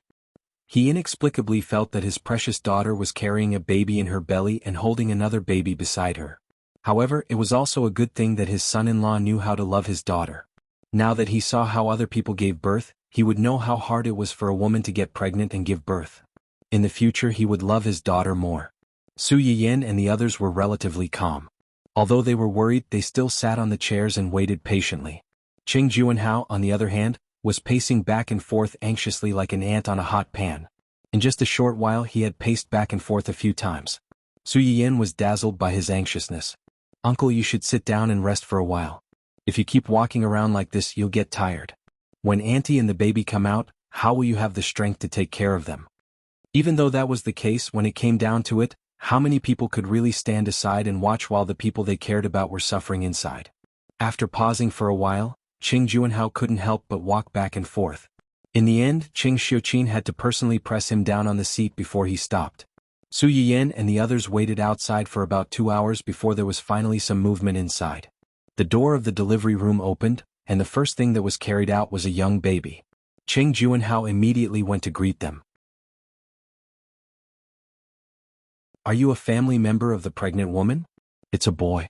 Both mother and child are safe. Congratulations." Qing Juanhao's anxious heart finally settled down, and he hurriedly thanked them. The newborn baby's red skin was so fragile that it seemed like it would break with a touch. Qing Juanhao stretched out half of his hand but didn't dare to touch him. In the end, it was Qing Xiuqin who came over and hugged the baby. He said with a smile, "This child's face shape is like yours and his eyebrows and eyes are like Xueru's. When he grows up, he'll definitely be a handsome man." Su Yiyin and Qing Xiuqin subconsciously leaned forward to take a look. They really couldn't tell how this monkey-like baby resembled her uncle and aunt. Could it be that these adults all had facial recognition systems?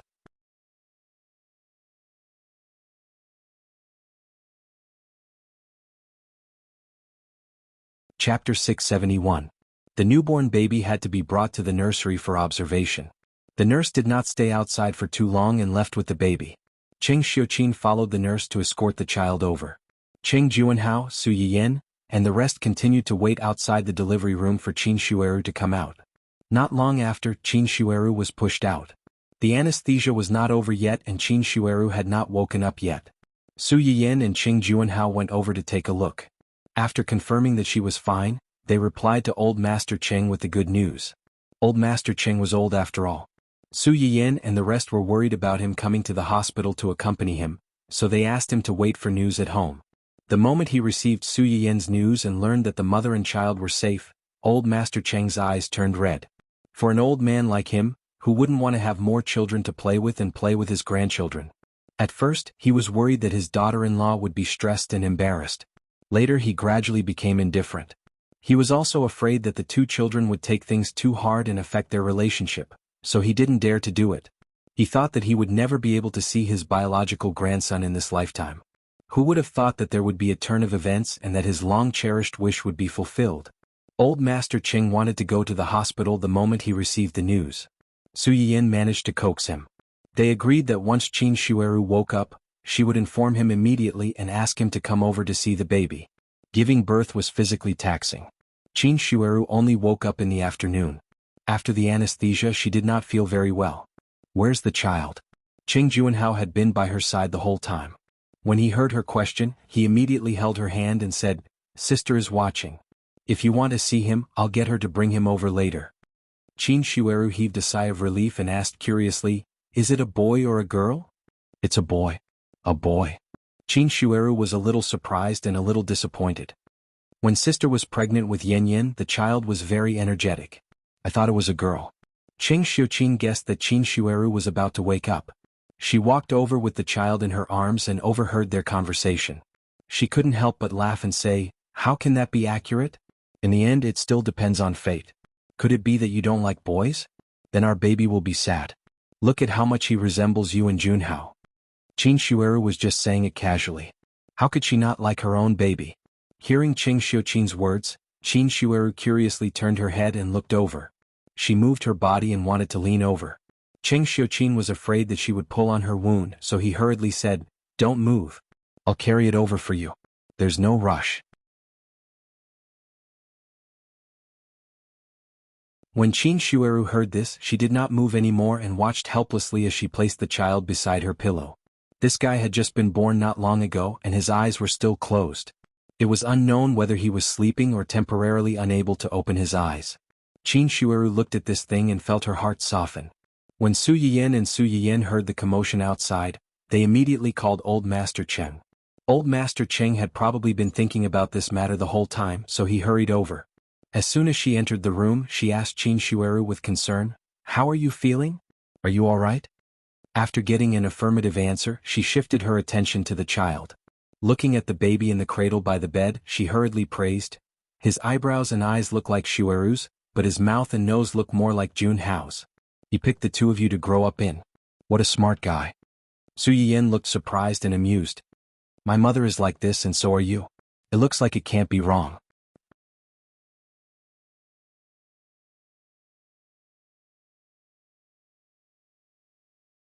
Chapter 672. When Cheng Xiuqin heard Su Yiyin's words, he misunderstood that she thought that the child did not look like Qin Shueru and did not look like the two children. "What's wrong? One look and I can tell that this child is your uncle and aunt's biological child. I followed the child all the way from the delivery room to the nursery. I also watched him all the way. How could you have mistaken him for someone else?" Su Yiyin was embarrassed and said helplessly, "Mom, that's not what I meant. I'm just curious. This child is so young and his features are not even fully developed. How can you and Grandpa see any resemblance between him and uncle and aunt?" The moment Su Yiyin finished speaking, Cheng Xiuqin rolled his eyes at her. "What is a child like you know? You don't have any eyesight at all. What can you see?" "Su Yiyin? Mom, I'm not a child anymore. I already have my own baby." The corner of Su Yiyin's mouth twitched. She turned her head and threw herself into her man's arms. She sighed and said, "Sure enough, now that I have a cousin, I'm no longer the prettiest baby in this family. My mom has never despised me in the past." Hua Chenhuan played along with her performance and reached out to touch her head. She smiled and said, "I won't despise you. Never will." "What who?" Before Cheng Xiuqin could say anything, Old Master Cheng had already scolded her jokingly. "No matter how many children there are in the family, in our eyes, you will always be the most precious one." Qin Shueru also echoed, "Isn't that so? When I heard that it was a boy, I felt that it was a pity. I was afraid that this boy would be too mischievous and Junhao and I wouldn't be able to take it. Girls are more obedient." When Cheng Xiuqin heard this, she could not help but laugh. "Actually, it's the same whether it's a boy or a girl. You have a good personality. If this child takes after you, he will definitely be obedient. If he takes after Junhao, then it may not be so. They're both nephew and uncle. Our Yushuan's personality is just like Junhao's. At that time he was so naughty that even I felt embarrassed." Su Yushuan, who was suddenly mentioned, "Don't cue me for no reason. Please let me be beautiful alone, thank you." Sis. Cheng Juanhao was a little depressed when he was suddenly dissed. "You're a father after all. Save me some face." Everyone present was amused by Cheng Juanhao's words, and the ward was filled with laughter. Qin Shueru had just woken up and her energy was limited. Furthermore, after the anesthesia wore off, her body was definitely not feeling well. After a few words, she was already exhausted. Unfortunately, she couldn't eat anything at this moment, so she could only try her best to conserve her energy and slowly endure it. Cheng Juanhao could not share her burden, so he could only sit beside her and accompany her silently. Su Yiyin was worried that Hua Chenhuan would continue to stay in the ward and explode when he saw Qin Shueru like this, so she brought him home with the old master. Cheng Xiuqin stayed behind so that the two of them and the children could help them if they needed anything at night. Although Su Yiyin had the foresight to leave with Hua Chenhuan in advance, everything in the hospital still had a certain impact on her. For a long time after that, Hua Chenhuan was overly worried about her, causing Su Yiyin to not know whether to laugh or cry. Because of the C-section, Qin Shueru rested in the hospital for a whole week before returning home. After that, she ate all kinds of nourishing food. After a month of confinement, not only did Qin Shueru eat until her face was rosy, even Cheng Juanhao had gained a few pounds from eating. Su Yiyin also wanted to eat, but unfortunately she started to have morning sickness from the second month. After a month, not only did she not gain weight, she even lost a few pounds. Hua Chenhuan was so anxious that her mouth was bubbling.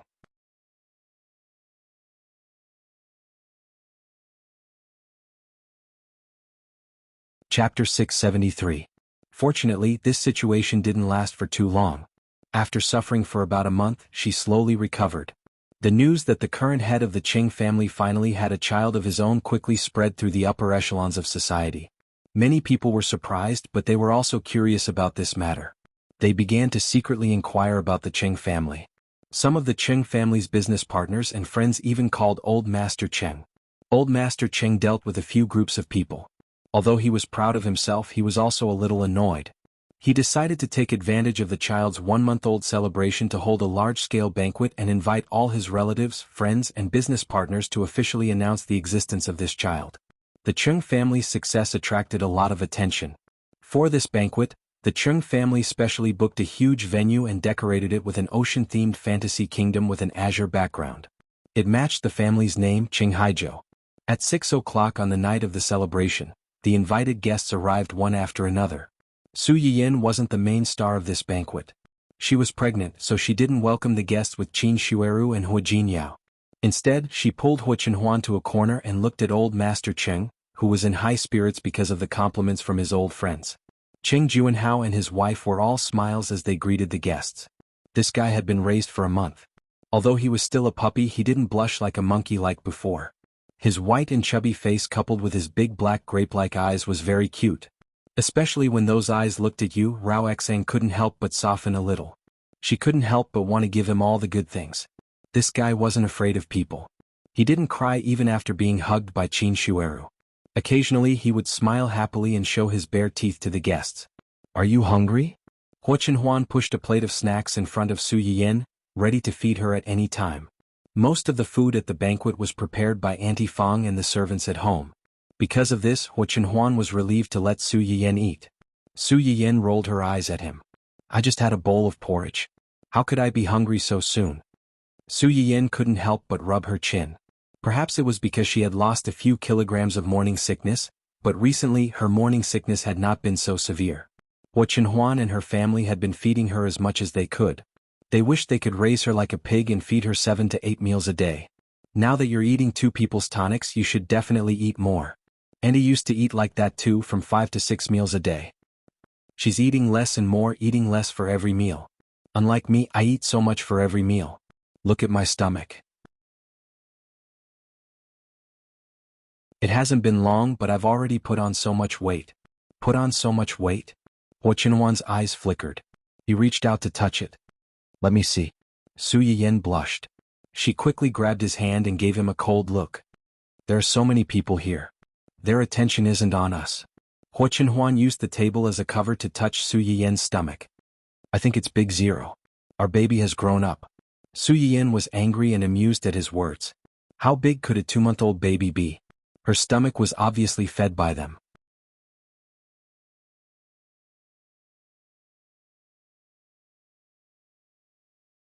Chapter 674. Because of her pregnancy, Su Yiyin's temper has been quite fiery recently. She wants to beat someone up at any moment. In order to not act out domestic violence in public, Su Yiyin can only take a deep breath and say, I'm a little thirsty. Hua Chenhuan instantly understood. I'll go get you some juice. You sit here and don't run around. Okay. After Hua Chenhuan left, Su Yiyin had nothing to do. Just as she was hesitating whether or not to go find Qin Shuiru and the others, a familiar figure appeared in front of her. Yin. Su Yiyin looked at the man who had appeared in front of her. Her eyes narrowed and her face turned ugly. Fenglang? When the man heard how she called him, he was stunned for a moment. He smiled bitterly. Didn't you call me Brother Fenglang before? Why are you suddenly so distant? Or are you not going to recognize me as your brother after getting married? Su Yiyin's face darkened and a trace of disgust flashed through the depths of her eyes. Cheng Fenglang in front of her was a distant relative of the Cheng family. In her previous life, she had a good impression of this brother who was about the same age as her. Therefore, she did not see the ugly face under this handsome and refined face. Even when the Cheng family declined, Su Yiyin did not suspect him. Until after her death, he followed by Hua Chenhuan's side. That was when she saw this distant cousin of hers again after so many years. The handsome and refined face of the past had long faded away, leaving only distortion and madness. It was also at that time that Su Yiyin knew that this man had such thoughts about her. I'm not wrong, I just want her. I love her so much, I like her so much. We are not related by blood. Why can't I marry her? In response, Hua Chenhuan threw a pile of information in front of him. At that time, Su Yiyin, who was already in a spirit state, floated to the pile of information and glanced at it. She only felt a chill all over her body. Ming Ming had long lost his body, but he still could not stop his limbs from turning cold. Cheng Fenglang didn't really interfere with the decline of the Cheng family. The one who really repaid kindness with enmity was Cheng Fenglang's biological mother. But if Cheng Fenglang didn't know anything about it, Su Yiyan would never believe it. Apart from this, Cheng Fenglang was also involved in the suppression of the Su family by all the major corporations. It was all for the sake of getting her. You have no idea how much I love her. When I first saw her, she was only 6 years old. She was wearing a pink dress and had 2 braids. She was holding the old man's hand obediently. She was like a fairy who had strayed into someone else's house. She was so cute and beautiful. At that time I was thinking that if I could get her one day. Cheng Fenglang's eyes were filled with stubbornness and madness. I tried my best to control myself for fear of scaring her. It was not easy to wait until she grew up. I was eager to marry her. I wanted to hold her in the palm of my hand and love her for the rest of my life. I plucked up my courage and asked my mother to sound out the old man. What was the result? Cheng Fenglang's eyes were red. He was like a mad dog that had long lost control. The old man was vague and kept saying that it was not suitable. She only treated me as an older brother. Later, he even began to deliberately not let me see her. I knew that he looked down on me and my family. He felt that I was not worthy of her. If they looked down on me, then they could all go to hell. That way she would have no one to rely on and I would spare her. Ah.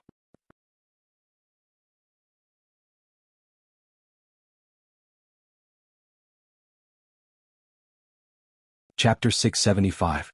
That was the first time in Su Yiyan's life that she felt cold to the bone. Just because her grandfather didn't want her to marry him and stopped him from meeting her, he couldn't wait to kill everyone. He had never considered that those were human lives, and that these human lives were related to him. They were also her family. He was obviously an executioner, but he tried to appear in front of her as a savior when she had no one to rely on. He wanted her to be grateful to him and rely on him. Was it really love that he hurt her and her relatives in the name of love? Maybe her grandfather didn't misjudge him from the beginning. He was a madman. You really don't deserve her. Hua Chenhuan sat in the wheelchair and coldly stared at the man who kept saying that he loved Su Yiyan. You don't deserve her and your family doesn't deserve her. What you should think about is how to change yourself, try to get her relatives' approval, and try to make yourself worthy of her. Instead of breaking her wings and pulling her down from her lofty position into your disgusting, stinking gutter. Hua Chenhuan looked into Cheng Fenglang's eyes and concluded in a cold tone, you don't deserve to love her. Su Yiyan had been with Hua Chenhuan for a long time, but it was the first time that she heard him say so many words at once. Her heart couldn't help trembling. Cheng Fenglang was completely crazy because of Hua Chenhuan's words. He was standing and Hua Chenhuan was sitting, but at that moment Hua Chenhuan was like a peak that he could never surpass, and he was just an ant that could be easily trampled to death at his feet at any time. Cheng Fenglang bared his fangs and brandished his claws and wanted to rush over, but he was restrained by several bodyguards in black and couldn't move. In anger he could only keep cursing. He cursed Hua Chenhuan for having dirty thoughts about Su Yiyan. He cursed him for being a disabled toad who wanted to eat goose meat. What was the difference between him and him? He didn't deserve to criticize him at all. That was also the first time that Su Yiyan really felt sorry for Hua Chenhuan's legs. Just as Hua Chenhuan had said, he had tried his best to make himself outstanding and worthy of her. However, because of his legs, he had failed at the starting point and caused them to miss out on a lifetime together. How could she not be moved by such a person? Once the seed of love was planted, it would grow into a ginseng tree sooner or later. After being reborn, Su Yiyan thought that she would never see this person again, but she didn't expect. Su Yiyan lowered her eyes to hide the coldness in them. She said coldly, when I was young, I called him brother. When I grew up, I naturally couldn't continue to call him brother. Moreover, my husband is quite jealous and it's not easy to coax him. I don't want him to misunderstand. Cheng Fenglang obviously didn't expect her to be like this. The gentle smile on his face stiffened, and he said with disappointment, it seems that Yan Yan and your husband have a good relationship. Did he come over with you today? Yes, he brought me some food.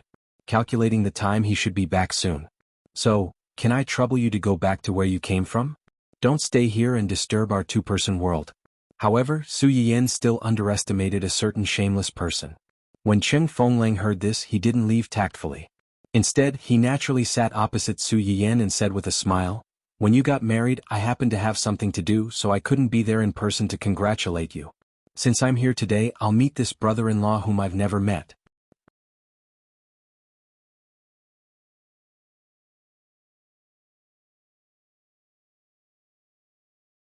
Chapter 676. Su Yiyin's face darkened. She really wanted to tell him to get lost, but there were so many people at the banquet. It was not good to openly clash with Cheng Fenglang at this time and ruin the banquet that her uncle and aunt had carefully prepared for so long. She could only secretly call for the guy who went to get the juice to come back early to help her out. However, to Su Yiyin's surprise, Hua Chenhuan left for almost half an hour before returning. When Hua Chenhuan came back with a glass of freshly squeezed juice, her face was ugly. After seeing a strange man sitting next to Su Yiyin, her face became even uglier. "Yin, your juice is ready." Su Yiyin had already been impatient to deal with someone. When she heard Hua Chenhuan's voice, her eyes lit up as if she had seen her savior. She unconsciously complained like a spoiled child, "Why did you come back so late?" "There were no ingredients in the kitchen, so I sent someone out to buy ingredients." Hua Chenhuan explained in a good-tempered manner, and then looked at Cheng Fenglang. "This is?" Cheng Fenglang looked at Su Yiyin's undisguised dependence on the person in front of him, and his eyes suddenly deepened. He smiled faintly and said, "I am Yin's cousin. You must be Yin's new husband." "Hello, I am Cheng Fenglang." Cheng Fenglang took the initiative to reach out his hand to Hua Chenhuan.